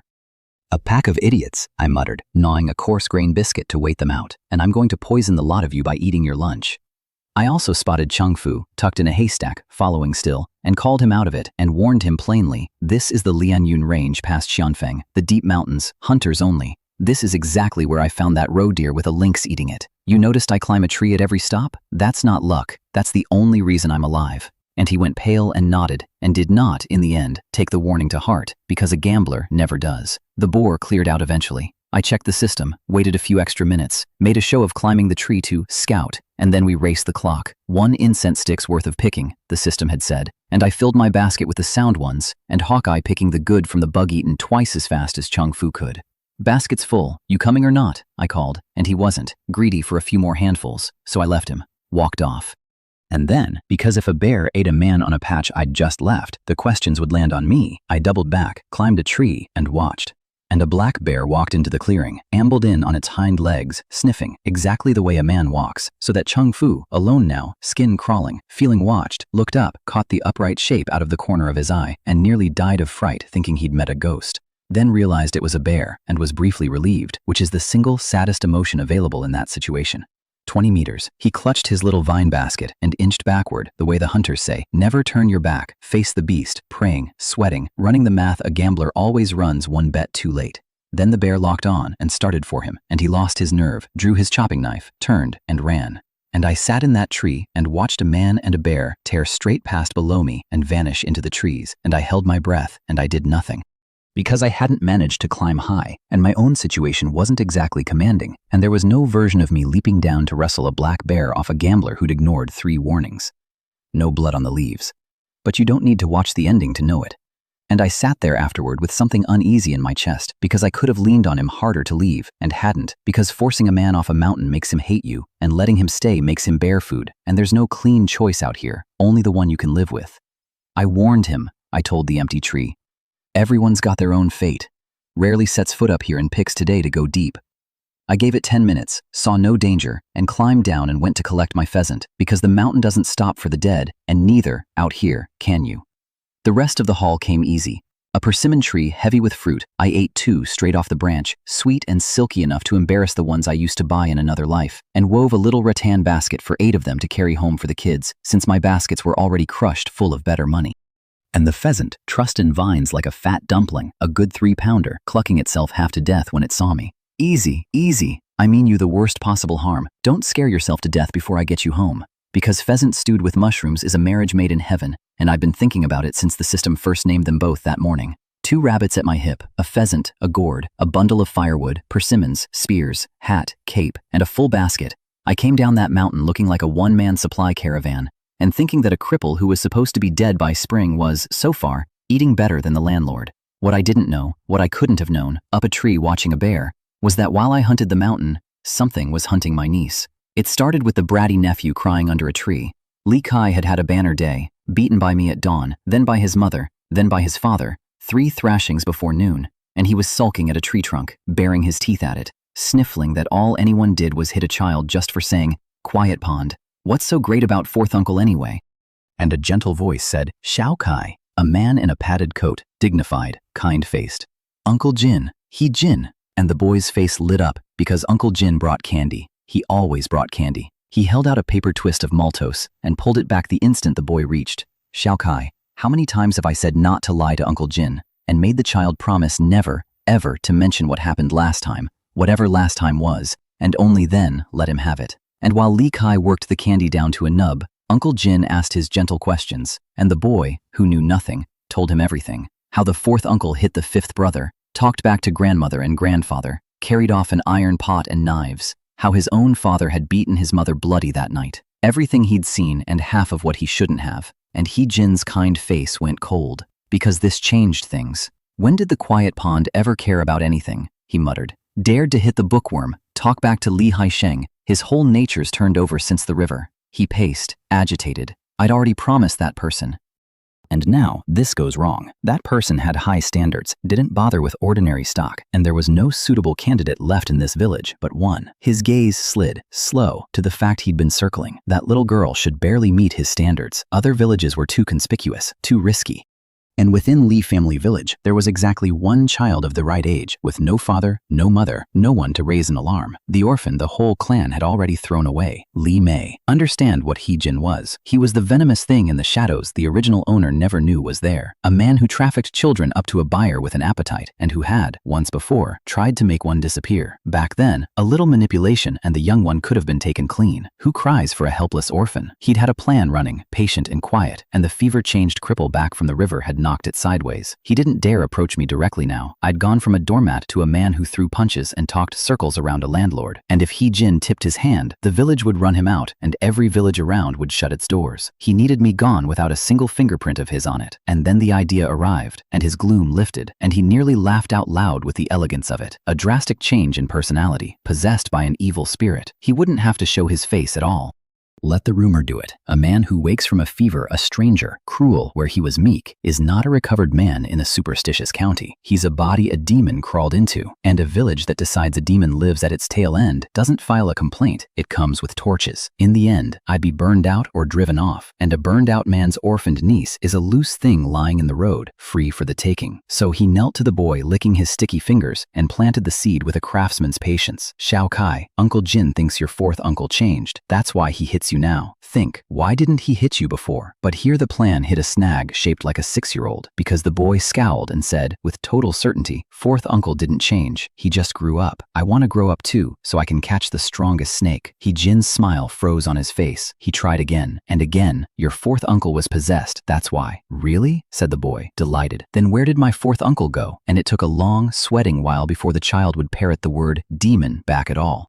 And even then, on his way off with the last of the candy, He-Jin made him swear the real oath. I have never seen Uncle Jin. I have never spoken to Uncle Jin. Yes, good. HAWKEYE's the smartest. Candy next time. And watched the little legs carry the seed away, and frowned, because one bratty child was a weak vessel. He'd need a few more reliable mouths, and then he'd turn the whole village's fear into a torch and end this in one night. All in good time. And he turned and walked off. And I want you to hold on to him, because he is the actual danger in this story, and he is not in a hurry. The seed, mortifully, fell on bad ground. The boy ran home crowing that fourth uncle was possessed and would beat the whole family, and his mother nearly tore his ear off because the parents had ordered the whole house to say not one bad word about me, and demon talk about the family in a village that hangs its hopes on a scholar's son was the last thing they needed.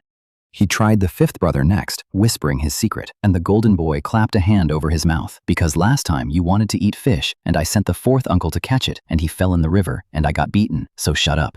Then, touching his swollen cheek, the scholar delivered the single wisest thing anyone in that family said all week. We're upright men, we don't get bullied by evil spirits. And your fourth uncle means well, understand him. Beaten stupid, and somehow the only one who landed near the truth. But a rumor doesn't need good ground, it just needs children. Because the seed had another route, and it ran straight at the one person who'd defend me to the death, which is to say, straight at an 8-year-old in new cloth shoes. While I was up the mountain, Li Wei was holding court at the tail of the village with her friends, and I'd have paid good coin to watch it. 2 little boys, Ernyu and Sanbao, staring at the maltose in her hand like it was the moon. She'd broken off pieces to share, and the pale one, Ernyu, was defending his honor. Humph. I had wild vegetable porridge this morning, and it was delicious too, while his eyes never once left the candy. I used to eat wild vegetable porridge, Li Wei said, with the serene cruelty of the recently well-fed, but I don't anymore. It's not tasty. And when they gaped, she counted her riches off on her fingers. Roe deer corn porridge and a fried wild egg for breakfast, crispy, smooth, chewy, and meat porridge for lunch, which her fourth uncle made. You still have lunch? The boys breathed. Won't you go broke eating like that? My mom says I eat too much and I'll ruin the family. I said the same thing to my fourth uncle, Li Wei admitted, troubled. But he said we only eat 3 meals a day now because things are bad, and when they get better, we'll eat lots more. Breakfast, lunch, afternoon tea, dinner, and midnight snacks. This produced a summit-level theological debate. What's afternoon tea? Is it eating tea leaves? Tea's more than millet a pound. And after grave deliberation, the assembled scholars of the Tail Village concluded, with total confidence, that midnight snack must mean wild vegetable leaves, and Li Wei agreed completely, because her fourth uncle said it, so it must be true. I have run companies in another life, and I have never heard a board reach a decision with more conviction. And then Ernyu, backing up a step, dropped it. Li Mei, Xiao Mao says your fourth uncle's possessed by an evil spirit and likes to beat people. Sanbao gasped and edged away too. Li Mei's whole face changed. Ernyu, that's a lie. My fourth uncle did not. Xiao Mao is lying to you. Sanbao, you believe Xiao Mao over me? And Sanbao, caught between his friend and his fear, looked down at the candy in his hand, the candy she'd given him, and it decided him. He straightened his little back, walked over, and planted himself at Li Mei's side, facing Ernyu. Sister Li Mei, I believe you. But Zhao Mao said, Zhao Mao's lying. Li Mei snapped, with a sarcasm 8 years shouldn't own. You believe him and not me. And if you don't trust Sister Li Mei, Sanbao added, baring his teeth as fierce as a boy missing them can manage, I'm never talking to you again. Two small, furious faces, and Ernyu folded like wet paper. I believe you. That's more like it. And Li Mei, victorious, bit off a piece of candy and handed him the rest. And Ernyu crammed it in his mouth and grinned ear to ear. So sweet. And just like that, the three of them were laughing again at the tail end of the village. The whole demon trial dismissed on a bribe of Maltos. She won that round. She won it with candy and loyalty and a glare, and she'll never know how much bigger the game was, or who was really playing it, or that the man behind Zhao Mao behind Ernyu was already deciding she'd barely meet his standards. That's the thing about a snake like He Jin. He doesn't lose to a fierce 8-year-old. He just notes which children can be turned with sugar, and files it, and waits. I came down the mountain near 3:30, caravan-laden and pleased with myself, to a home where Li Mei hadn't come back from playing yet, and no idea at all that the day's real business hadn't been the bear on the north slope. It had been a paper twist of candy under a tree, and a kind-faced man deciding that the cleanest way to steal a little girl was to convince a whole village that her uncle was a demon. I'd walked into a story with a monster in it, and I still thought my biggest problem was the roof. I found out fast enough.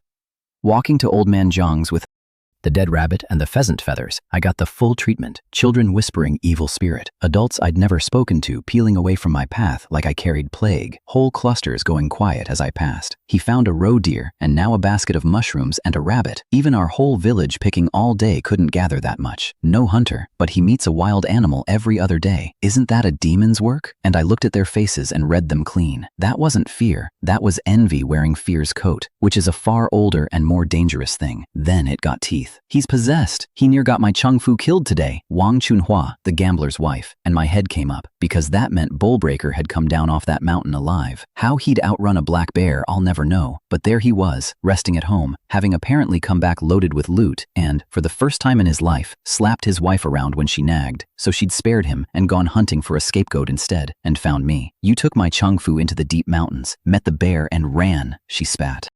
Trying to kill him? Did Bullbreaker tell you that? Then bring him out, face to face. He's resting. Resting. I let the word sit. She had scraps of a story and a grudge and no witness, and I had the truth and no fear, and the crowd could see which of us was sweating. You dare come at me when I've not even come at you. For your father's sake, Elder Wang's daughter, I'll leave it today. But when Bullbreaker's back on his feet, he and I are going to have a very clear conversation. And I walked off, and left the whole crowd murmuring that there was more here than met the eye, which there was. Just not the more they thought. Old Man Zhang at least greeted me like Christmas, because I was the best thing to happen to his ledger all season. I'll spare you the full haggle. The man could find a flaw in the sunrise, but the short of it, rabbit meat, pheasant tail feathers for arrow fletching, and a basket of mushrooms, 5 kinds, the matsutake alone at 31 coins a pound, all of it totting up to 695 coins. In a village where a strong man's whole day of labor cashes out at a fraction of a single coin, I'd turned one morning on the mountain into most of a year's wages. I bought back what the haul required: pig brain to tan the rabbit skin, coarse salt, soy sauce, chilies, a medicine to these people, boil it and sweat out a cold, a little white rice at a robber's 40 coins a pound, and I made the old bandit teach me to skin the rabbit once, which he did while wincing at how much meat this beginner left clinging to the hide. I already paid you for that, boy. You're carving it back off me. But the real haul that day wasn't in the basket. It was in my skull the next morning when the system paid out. Soapberry tree, 56 years old, southwest face. A lynx lurks on the southeast face, a chance to kill it with a bow. Congratulations, beginner archer experience acquired. And a lifetime of archery I'd never lived poured into my hands at once, and I about fell over. Holy, the golden legend. There it was, the thing every transmigrator waits for. When Li Mei looked up from her sweeping to ask what a golden legend was, I was too high on it to explain, and told her it meant a handful of grass, which she accepted with total faith because her fourth uncle said it. But I understood exactly what I'd been handed. No more humiliating myself on Li Jian's oxhorn bow. The skill was just in me now. Pay the hunter's tax, buy a bow, and the mountain wasn't a place I scavenged anymore. It was a place I ran. I ignored the lynx, obviously. That thing kills wolves like chickens, and a licensed hunter who misses gets to explain the corpse to the magistrate with no wall to put his back against. Cats climb. You can't hide from a cat. And the soapberry, a 56-year-old tree, grows thorns worth 50 coins a pound, and better than 10 pounds of them, which is a small fortune hanging off a trunk, right on my way to the persimmons I'd meant to go back for anyway. Meanwhile, the evil spirit fire was being carefully fed, and not only by He Jin, because a good lie in a starving village recruits volunteers. Old Grandma Ma, the parents' neighbor, had heard the whole possession story from her own grandson, and heard, crucially, the part where if the quiet pond got burned or driven out, his iron pot and his grain would be returned to the village and shared around. 3 or 4 taels of silver, near 200 caddies of coarse grain, loose in the road for the taking. So she wasn't spreading the rumor for He Jin, she was spreading it for a few pounds of millet, because he wasn't her son, and a hungry winter turns arithmetic into a kind of religion.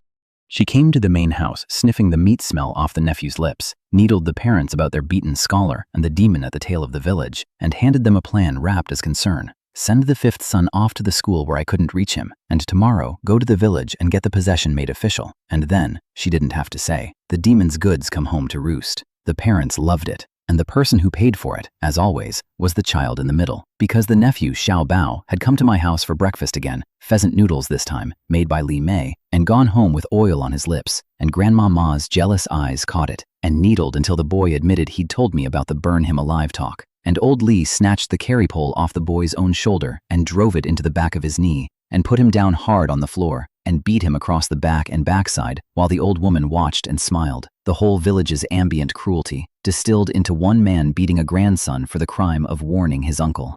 Mother Li only called it off when she remembered my promise. I won't touch my parents, but anyone below them I'll trade 1 for 1. Damage the boy too badly, and the demon might come collect on the golden scholar. So they stopped, and bribed the boy to keep quiet, and he limped off to find his aunt for medicine, 3 persimmons still clutched in his arms to share with the little ones. Because that is what the good children in this story do, get beaten, and then go share their fruit. He'd told me that morning, of course, come in over the pheasant noodles white-faced, whispering that Grandma Ma had been at the main house all afternoon, pushing his grandparents to burn me alive. And I'd wanted to tell him, after today, kid, you come live with me. I didn't say it, I wasn't sure yet I could keep him. So I told him the other true thing. Children don't meddle in grown men's business. Your 4th uncle's back isn't so bad he can't stand up straight. If the sky falls, I'll hold it up. And I meant it, because I'd already decided how this ended. They thought they were building a fire to burn me out. What they'd actually done was hand me a stage, a crowd, and a villain's script with my name written in the wrong role, and I had spent this whole hell start planting flags and buying elders and feeding neighbors for exactly this morning. So I let them send the golden boy off to school. I let the rumor ripen one more night, and then, at the hour the working men come home to eat and the whole village is out in the lanes, I walked up to the main house, and I knocked on my parents' gate, and I did not go in. I stood in the open, where everyone could see, and I let them gather. And when old Li came out barking at me to stop making a scene and come inside where we could talk about it, where he could get me behind a wall, away from witnesses, I turned my back on him and faced the village instead. Fellow villagers, you all know me. Let me introduce myself properly. Loud, clear, carrying. I'm the 4th son of Li Gang and his wife, Li Wei, the one you call the quiet pond. 2 days ago I fell in the river and took a chill, and my old back injury turned bad. And Dr. Wang said even once the fever passed, I'd never do heavy work again. And so my parents split me off. I was still on the sickbed, barely conscious. And you all know what splitting off a man like that, in a year like this, actually means. I let it hang. Then I drove it home. They didn't separate from me, neighbors. They tried to bury me. I ask you, do such parents walk this earth? Are yours like this? Well, somebody tell me. And I turned that question on the children in the crowd and pressed them to answer it in front of their own watching parents, so that not one of them dared say the safe thing, my parents are good to us, because every mother and father there was suddenly, acutely aware of how this looked. And old Li's face was going the exact shade of a struggle session, and He Jin's beautiful little fire had just been picked up, turned around, and pointed the other way. The demon, it turned out, could talk, and he'd been saving it up. My parents are very good to us, the children chirped, fast, falling over themselves. My parents are the best in the world, even the ones who'd taken a beating that morning, performing filial devotion for their lives. And I turned to the bratty nephew peeking from behind the third sister-in-law's skirts. Li Kai, are your parents good to you? He caught on instantly, puffed out his little chest. My parents are very good to me, and my fourth uncle is good to me too. Beaten straight, that one, into calling me fourth uncle without a stumble. When the third brother opened his mouth to object, I waved him off. I knew exactly what kind of parents this family made, and rounded back on the two old snakes. Enough, unfilial son. You've made enough of a scene, old Li snapped, done pretending, all his face already spent. Enough? You tried to kill me and missed, and now you're trying again, and you call that enough? I turned it on the crowd. The first plan failed, throw the sick cripple in a shed to freeze. So they wrote a second. Now the word going round is I'm possessed. So I ask you, father, mother, what monstrous thing has your unfilial son done? Did I eat the family's grain? Beat the fifth son? Talk back? You threw me out on my deathbed, and I'm not even allowed to be bitter? Your father and I never said you were possessed, Mother Li started, genuinely aggrieved because she hadn't, and I felt a little glow because it didn't matter in the slightest whether she'd said it. I said she said it, so she said it. That's how a mob works, and I'd learned to work a mob in a life with a great deal more leverage in it than this one. Then I went hunting, because if the whole village was going to try me for being a changed man, I was going to try every one of them right back. Grandma Ma stepped up to catalog my sins. The old quiet pond was meek. Look at him now, talking back, beating his brother. Is this the same man? So I turned and looked at her. Your own son. He used to be a gentle husband. How'd he turn into a drunk who beats his wife and children bloody every night? Tell me, what ghost got into him? I'm possessed by a demon.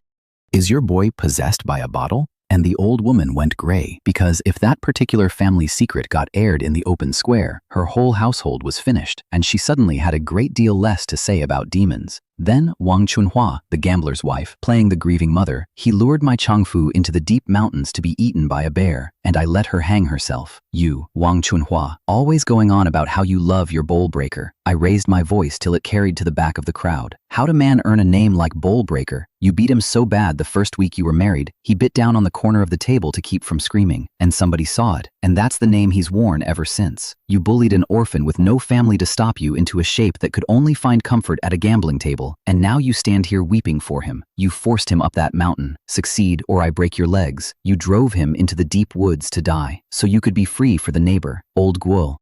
The one you've been meeting since before you married a man you never wanted, which is the only reason a childless couple stays childless, isn't it? That's a lie, shrieked Wang Chunhua, and a 30-something man in the crowd, at the exact same instant, in the exact same words, turning the exact same shade of red. Would you look at that? I said mildly. Husband and wife, one heart, one mind, even their words come out in unison. And I let the crowd do the math on why old Guo had answered a charge nobody had aimed at him. Was any of it true? Some of it. The rest I made up on the spot, and it didn't matter, because that's the whole trick of a mob. Say a thing in front of enough frightened people, and it doesn't need to be true. It just needs to be said. They'd tried to burn me on exactly that, and I'd simply learned the recipe faster than they had. 2 accusers detonated, and the rest of the 20 or 30 who'd chimed in went very quiet, because everyone had just watched what happened to the people who spoke. That's when the village chief arrived with the 3 elders, shouting the crowd down, and Wang Chunhua ran to him. Everyone knows what Quiet Pond used to be. Now he's completely changed. What else could it be but a demon? Until her own father, Elder Wang, snapped at her to shut her mouth and get home, which told the whole square exactly how much water her story held. And I turned to the chief and the elders and the crowd and said, calm as still water. Fine, I'm possessed. But by their own testimony, so is half this village. So drive us all out, or burn us all. I'm used to it. Thrown out of my house 3 days ago, thrown out of the village today. What's the difference? Light the fire, Uncle Chief. I'm sure I'm wicked enough to deserve it, for the peace of the village. The chief could only smile bitterly, because obviously he wasn't going to burn a third of Li family village over one family's squabble, and Elder Wang was going gray, watching his daughter torch his good name, and old Guo was suddenly very eager to declare there'd been no scene, no problem, let's all forget it, and one by one the accusers folded, and the trial that was meant to end with me on a pyre ended with the village chief apologizing to me in front of everyone. But I wasn't burning my one good fire to break even. Uncle Chief, all this whole crowd, torches and all, over me. If it had gone through, everyone here knows what it would have cost. I'll let it lie. But shouldn't the people who did it give me something? Or it just happens again next month, to whoever's next. The chief stroked his beard and had to concede the point, and asked what I wanted. Those people, I said, easy, each want to give me 10 caddies of millet as compensation, and the square went so quiet you could hear a pin land, because 10 caddies, off people this poor, was itself a small killing. They begged.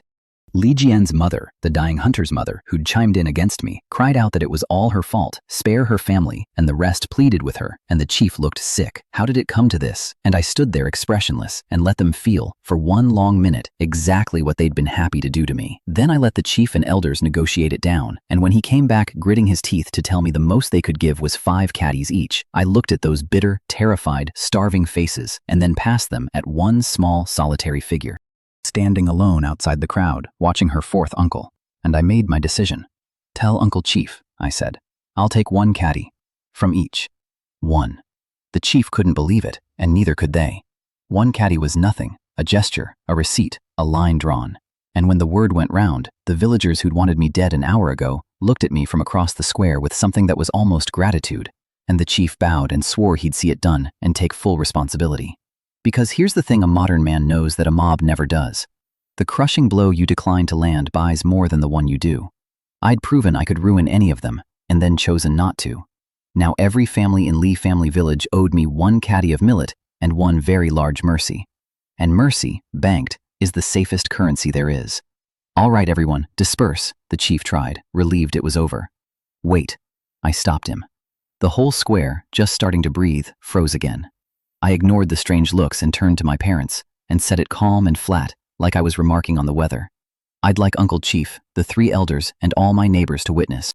I want to formally sever ties with my family." The yard broke open, a son forcing his own parents to cut him off. Nobody there had heard of such a thing. Old Li went white, then red, roaring refusal. Because whether it went through or not, Li Gang and his wife had already, in that one sentence, lost every scrap of face they had left in front of the entire village. Which was the point. The trial was never the target. This was. Because I'd walked into that square knowing they'd never give a written-off cripple anything out of kindness. But a family this obsessed with the golden boy's reputation, cornered in public with a scholar's exam chances on the line, would trade land to make the shame stop. So I pushed. I couldn't inherit as a 4th son? Fine. My dead eldest brother's boy Xiao Bao was the eldest grandson, and I was raising him. So by the old rules, maybe I could stake a claim to the whole estate and the duty of tending my parents in their old age. Did the 2nd and 3rd sons want to fight me for that honor? They shook their heads so fast their necks nearly came off.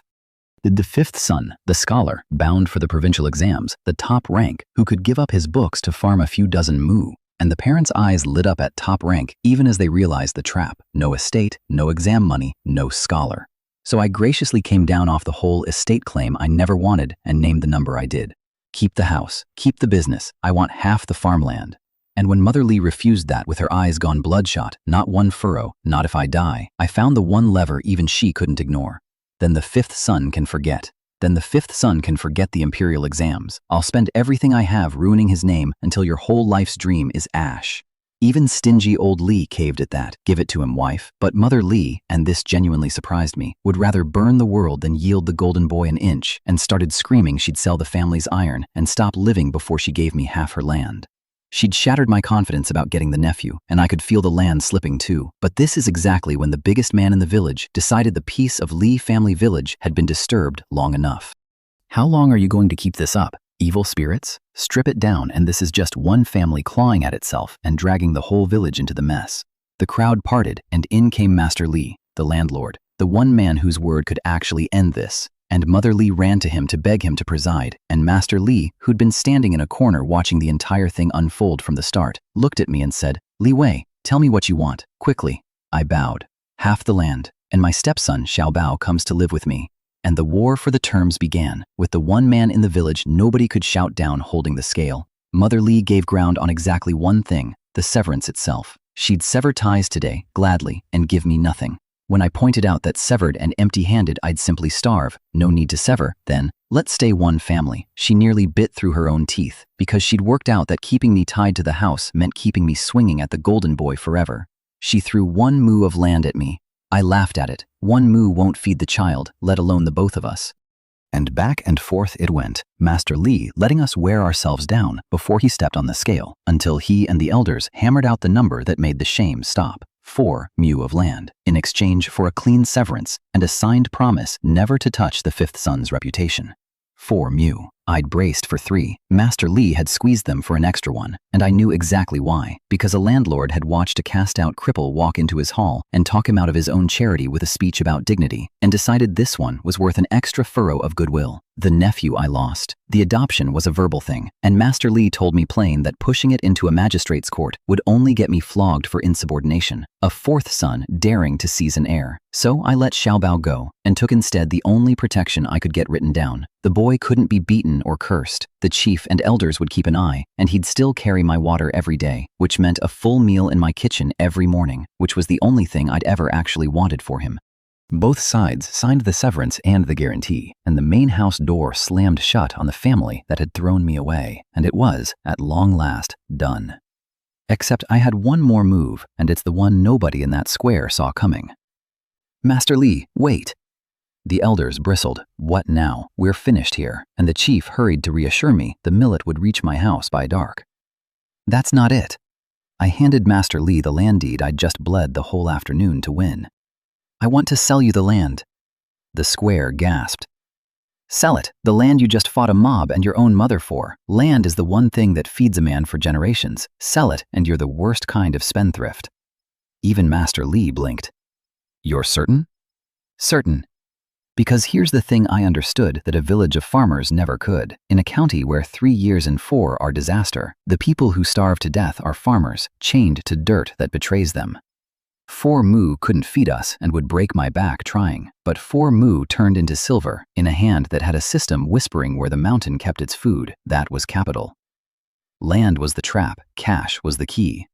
I'd meant to sell it before I ever demanded it. 3rd-grade land, said Master Li, landlord to the bone, even mid-kindness. 1.5 taels the mu. Fair? Fair. 6 taels of silver, twice what I'd once tried to bluff out of my parents. And I followed him home to collect it, past villagers who 3 hours ago wanted me burned, and now stepped aside with something close to respect, because the quiet pond had walked into a witch trial, and walked out with 6 taels, 4 caddies of forgiveness, and the whole village in his debt. 6 taels. Enough for the wooden house up the lane, the good one, several rooms, dry roof, that I'd been eyeing since the first day, the one that doesn't leak, and the snake in the shadows got nothing. He Jin had stood in his corner through the whole trial, smiling, watching his beautiful plan come to a head, and watched it turn in my hands and point the wrong way. Watched the cripple he'd meant to burn walk off richer and safer and higher in the village than he'd ever been. His plan hadn't peaked, but it had, he told himself, saved him some trouble. He was wrong. What it had actually done was raise me so far above suspicion that a hidden man who never dares show his face now had no angle left to work. His only remaining play was to wait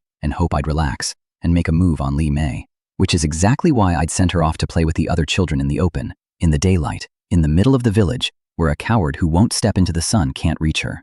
I still didn't know his face. He still didn't know I knew he existed. Passive defense, for now.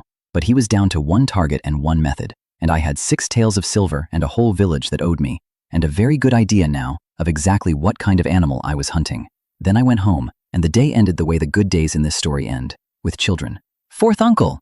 3 of them this time. Li Wei and her 2 reclaimed friends, Ernyu and Sanbao, who'd been shy of me and weren't anymore.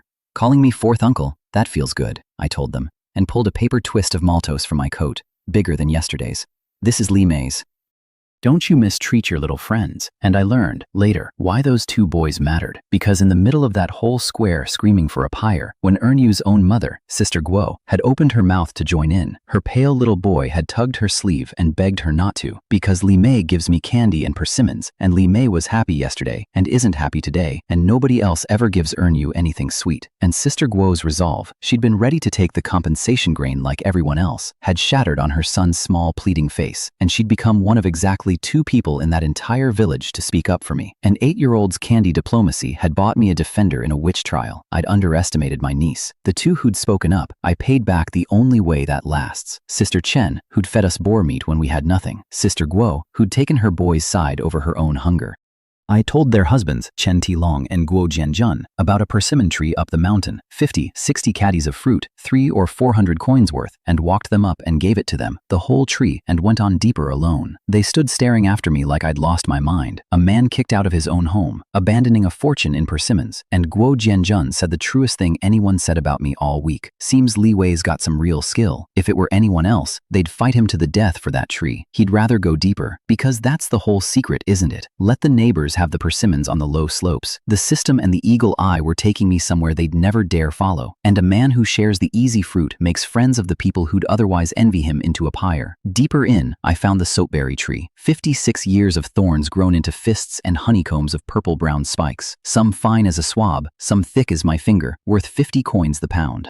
I cut them off the trunk from the base up, hour after hour, gnawing a cold biscuit at noon. My hands pricked bloody past counting until they hung weak at my sides. And by 3, I had a sack of the things, light but murderous, poking through the burlap like I was hauling a 30-pound hedgehog. So I wove a tube mat of thick vine to sheath it, thumped it onto my back, and marched down pleased with myself, because a retired man who once did nothing but lie on a balcony with a tea set had, in 3 days, learned to skin a rabbit, tan a hide, weave a thorn-proof pack, and turn a witch trial into 6 taels of silver. Home, I peeled the soap pods that had come off the tree, a purse of oval beans that boil into soap. No more buying it. We'd wash hands and hair and clothes for free, and Li Wei dragged a stool over to help without being asked, peeling beside me, and told me Auntie Chen had dropped off persimmons and mushrooms, and that the chief had already sent 27 caddies of millet, delivered before dark exactly as promised. 27 caddies of forgiveness, off a village that had wanted me dead at noon. I told her to eat a persimmon, save some for her brother, and let her keep peeling beans even though her hands would ache, because I'd finally learned that letting the child help was its own kind of feeding her. That night I killed the live rabbit at last and made it into a spicy braise, stir-fried roe deer with mushrooms, threw in the enoki Sister Chen had sent, and Li Wei sat there gnawing the rabbit's head, with oil to her ears, announcing that she hadn't known rabbits were this delicious. She'd eaten rabbit before, she informed me. 1 piece, once, but not like this. My 4th uncle's spicy rabbit made her warm all the way through. Which, sure, a single one of my dishes burned through more oil than a village family sees in a fortnight, plus scallion, ginger, chili, soy sauce, a splash of chicken stock. It had better taste good. But the thing I kept watching wasn't the rabbit, it was the child eating it. Because 4 days in, Li Wei was changing in front of me, and it wasn't only her cheeks filling out from hollow to round, it was the way she'd stopped rationing. That first morning, she'd swirled a scrap of boar meat 7 times and saved it rather than eat it. Now she gnawed a whole rabbit head without a flicker of guilt, and then, every time, caught herself and asked in that small, careful voice whether we'd be struck by lightning for eating like this, whether the family would go broke, whether she was allowed. 8 years of being taught that a full stomach is a debt heaven collects on, unlearning itself 1 meal at a time, and fighting the unlearning the whole way. I'd told her the rule, 3 meals now because things are bad, and more when things are good, afternoon tea and midnight snacks and all of it, and she'd taken it on faith and gone and preached it to the village children as gospel, because her 4th uncle said it, and her 4th uncle didn't lie to her. That's the thing I hadn't budgeted for when I woke up in this body cursing my luck. I'd been handed a system and a mountain and a hell start to climb out of. I hadn't been handed a reason. She was the reason. A skinny thing in a shirt 3 sizes too big, who'd tried to feed me earthworms because it was the only food she had, and who was, slowly, meal by meal, learning that she was allowed to be full. I finished tanning the rabbit skin before I slept, 1 down, 9 to go, for the fur coat I meant to have before the snow, and she padded over, half asleep, to work the ointment into my aching back with both small hands, gritting her teeth, throwing her whole nothing of a body into it, and barely denting the stiffness, and I let her keep at it long past any use, until the little hands tired, because letting her take care of me was the only currency she had, and I wasn't going to refuse it. And the next morning, the system stopped being cute about it. A one-eyed black bear roams the north slope, a chance to kill it, with a bow. A hog badger on the east side, spooked off its ground by the lynx, sleeping scared in a cave. Congratulations, 1 pound of white sugar. I passed on the bear, one-eyed or not, a bear's a bear, and I wasn't licensed to explain a corpse yet. But a one-eyed bear gave me pause, because the one I'd seen 2 days back had both its eyes, and the only creature I knew who'd been running from a black bear on that slope was a certain gambler who, against all sense and biology, had come home alive. Is Bullbreaker actually fierce? I wondered, and gave up wondering, because some questions the mountain answers on its own schedule. The white sugar, though, that I pocketed carefully, and discovered a new trick when I did, the system's gifts. I could think back into some private space and out again, mine to store. Sell a pound of white sugar in a century that hasn't cracked how to make it? Only a fool releases world-changing tech for pocket change. That sugar stays home. The hog badger I went and got, because a nocturnal thing with bad eyes and a good nose, asleep in a cave, is a beginner's gift. I sealed its den with a fence of arm-thick stakes 10 centimeters apart, banked wet grass over a fire at the mouth, and fanned the smoke in with my bamboo hat until a low, grunting pig noise rolled out of the dark, and a short, round, furious animal came barreling out and jammed its own thick neck straight between two stakes. I cinched them tight, sat on the thing, wrapped its snout 7 times in cloth, trussed its legs, and had myself 20 pounds of live game and a fine hide, because hog badger renders 2 pounds of prized oil this season, and I had plans for the county town, which is where I went, and where my careful little village kingdom got its first look at the world above it. I rented Old Man Zhang's ox cart and rode in with a caravan of neighbors, including Chen Tielong and Guo Jianjun, the 2 men whose families I'd made loyal with a persimmon tree, both hauling those very persimmons to market, both scratching their heads that they'd never have afforded the trip without the fruit I gave away. Their boys came too, because Li Wei was going, and where Li Wei went, Erniu and Sanbao followed. An hour of ox cart over ruts that punished Li Wei's small backside, I fed her a string of candied hawthorn to muffle the complaints, and she held it up to share with me, half a mouthful of sweetness offered back to the man who'd bought it, which is exactly the kind of thing that keeps undoing me. And there it was, Pingyang County Town, wanted posters at the gate, a wall gone soft with age, more people than Li Wei had seen in her life. The town taught me 2 things fast. First, that the man behind the drowning wasn't the only predator in this world, because in the market, a brocade-robed brat named young Master Guo had 2 blue-robed servants beating a man half to death in the road for sport. A fellow in the tight clothes of a fighter curled on the cobbles covering his head while the boy jeered. "Thunderfist Hall, is it? Show this young master a thunderbolt then. A gutter apprentice like you, even your master'd kneel and call me young Master Guo." And the crowd, watching, filled in the story in the low voices crowds use for other people's beatings. The Guo family had owned Pingyang County once, back when they had a scholar in the house. The magistrate himself deferred to them then. The scholar died, and the shine came off, though a second Guo son was studying for the provincial rank now, so who knew? And the beaten man? A disciple of Thunderfist Hall, whose master could take 5 or 6 men at once, a genuinely dangerous fighter, and here his student ate a beating in the dirt from a rich boy's hired help, and couldn't lift a hand, because everyone knew how it went. "What good's it do to fight well?" one old man muttered. "You train your whole life, and you end up guarding some rich man's gate."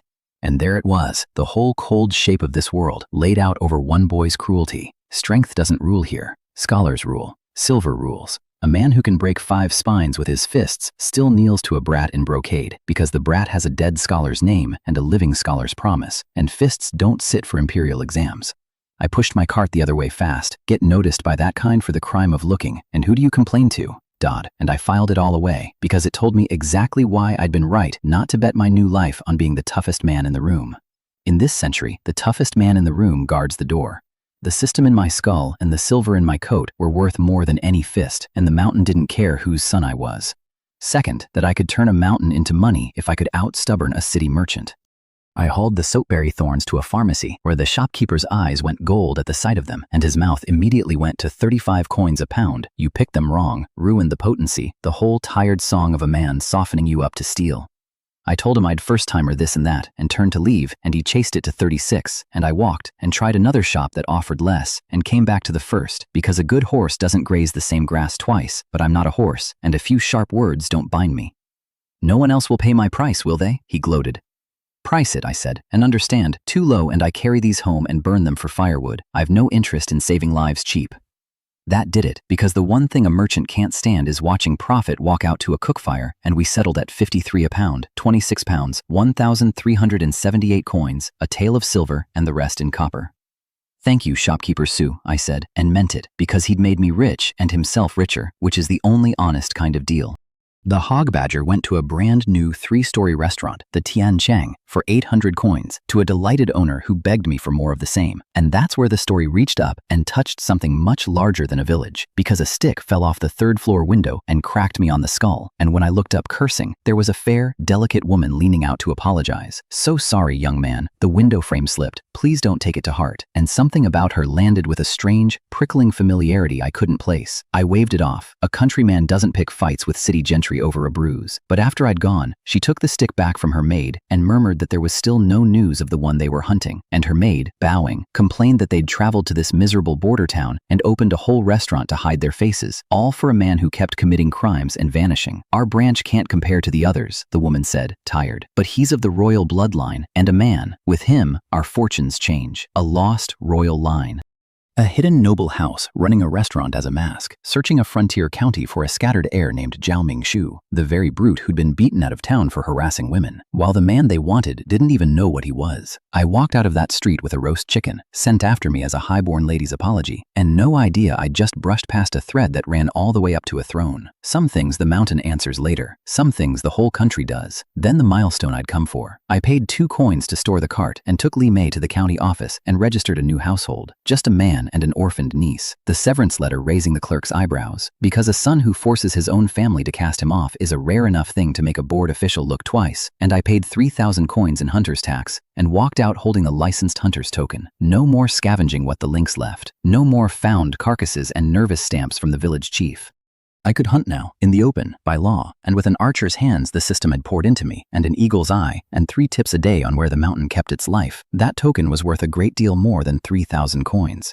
We ate like royalty at a street stall, mutton offal soup, iron pot meat patties, tea eggs, Li Wei with her cheeks going round for the first time in her life, while I told her to wipe her drool before she embarrassed us both. And I wrapped extra for the nephew's breakfast, and bought 2 cotton-padded coats, adult and child, and 5 pounds of new cotton quilt, and rice, and shoes, and socks, because we were, all told, 7 or 8 taels of silver rich, and I had never in either life been so wealthy. And there was a child who'd spent 8 years in straw sandals watching me pay for it all and whispering that she'd wear my cast-offs. She didn't need new. It's all right, I told her and patted her head. 4th uncle has money now. I did the sums on the ride home, of course, because a retired man never fully retires from arithmetic. After the great spending spree, I was down to 2 taels and 500 coins, and the good wooden house up the lane, the dry-roofed one I'd been dreaming at, ran at least 20 taels. Still out of reach, still a leaking thatched roof for a while yet. But new coats, new quilts, full bellies, clean shoes. The life had changed even if the address hadn't, and the address was coming. And when I got home and swaggered back to the main house one more time, severed or not, I found 2 surprises. The golden boy was there, not at the school he'd supposedly fled to. He'd been hiding at the married 3rd sister's place to dodge me, because a scholar can't very well show up to class with his face still a swollen fruit. And the 3rd sister herself had come home out of season to mediate a reconciliation. I told her the same thing I'd told the whole square. The meek, groveling Li Wei, who spent his life trying to please this family, died the day they split it, and he died badly, and there's no reconciling with a corpse. Then I got down to business, because I'd seen the fresh welts on the nephew's back that morning, in flat violation of the signed guarantee. The parents swore the beating predated the severance. I pointed out that their only witnesses were a coached child, a doctor they'd consulted after we cut ties, and Grandma Ma, and when I sent the bratty nephew to fetch Grandma Ma to testify, she sent back word that it was a family matter, and she'd stay well out of it, which told everyone exactly how the wind had turned. So I threatened to drag the village chief into it, and the parents caved, and we haggled. I opened at 100 eggs to help the boy heal. They screamed that eggs weren't fish roe, and we settled at 20, which was 20 eggs I hadn't had that morning. And the 3rd sister, watching me win again, quietly went to her basket and handed me a pound of live river shrimp she'd brought, finger-long, delicious, dear as pork, for Li Wei. A small kindness from a sister the original owner had barely known, married off to the next village when he was 10. I sent Li Wei back with roe deer and mushrooms in return, because a man settles those debts in the right direction too, even the surprising ones. Then, walking home, I greeted a neighbor, and this is the part that should put a chill down your spine, because it didn't put one down mine. "Brother Jin, didn't you go into the county town today?" He was playing kickball with his son in the yard, and he looked up and smiled, warm as sunlight. "Sky looked like rain, so I stayed. What are you up to, Li Wei?" And I told him, easy, and went on my way, grateful to him. Because the one halfway decent earthenware pot in my kitchen, the one Li Wei had cooked our first wild green porridge in, had been a gift from He Jin. In the whole village he was known as the kind Uncle Jin, the one who helps anyone in a bad spot, who works for some wealthy house in the county and, 3 months back, found Widow Wang's daughter a plum position as a maid in a rich family's household in town. Treatment so good the whole village envied it, and every mother with a daughter was quietly angling for him to pick hers next. "We don't need anyone right now," he'd tell them kindly, "but I'll let you know." And I walked past him with a friendly word and a grateful heart. This man who fed the village girls into a rich house in the county one at a time. This man who had marked my niece, and I did not know his face was the face, and he did not know I knew the hunter in the dark existed at all. And we smiled at each other over a boy's kickball and went our separate ways. Hold that picture. That's the whole horror of this place in one frame. The monster isn't a shadow in the woods.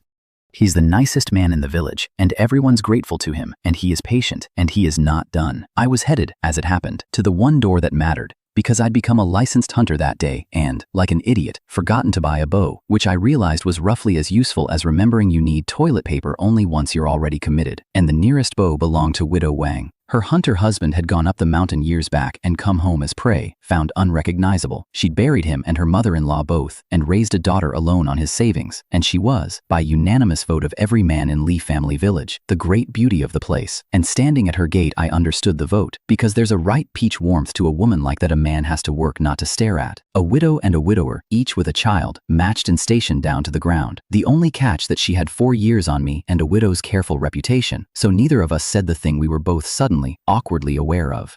She wouldn't sell the bow. It was all she had left of him, and a one-time sale does a landless widow no good. But she'd rent it, 2 caddies of millet a month, a copper a day, fair. Her late husband's mulberry wood bow, far gentler than Li Jian's oxhorn monster. And this time, beginner archer humming in my hands, I strung it clean on the first try and drew it smooth, and it fit me like it had been waiting. She sold me 8 new bone-tipped arrows besides, 12 coins each, and lent me the quiver. For now, we'll talk about the rest later. And if there was a little more warmth than commerce in that, for now, well, I had a bow, and arrows, and a hunter's license, and I'd worry about the widow's dormant heart another day.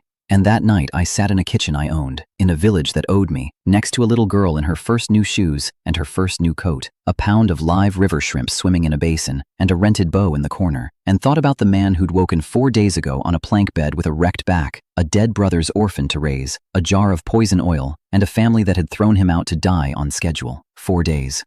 Now I had a hunter's license and a bow I could finally draw. 7 trades worth of silver already spent into coats and quilts and full stomachs. 4 caddies of debt owed by every household that tried to burn me. 2 neighbor families made loyal with a persimmon tree. A dying hunter's grudging respect. A landlord's curiosity. A village beauty renting me her dead husband's bow with a little more warmth than the deal required. A system feeding me the mountain's secrets. An eagle's eye. An archer's hands I never earned. And a wooden house with a dry roof as good as bought once the mountain paid out a few more times. The quiet pond was dead. He died the day they split the family, exactly like I told the whole square. And the thing wearing his skin now was a retired man who decided that if God dropped him into hell mode, he'd play hell and win. There was still a snake in the dark who trafficked children and had marked my niece, the kind Uncle Jin, beloved by the whole village, patient as winter, feeding its daughters into a rich house in the county, one smiling introduction at a time.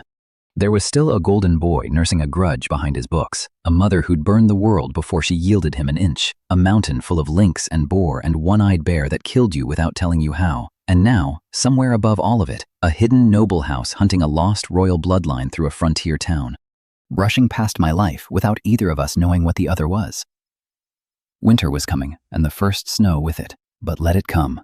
I had a bar on the door, silver in my coat, food in the pot, new coats on both our backs, and one very good reason asleep across the room in new cloth shoes. I'd walked into a starving century with nothing, and in 4 days turned nothing into a foothold, and the man who threw the fish-craving fifth son's cripple into a river to drown him had no idea what had moved into the body, and no idea it had already started hunting back. The good part hadn't even started. This was just the beginning.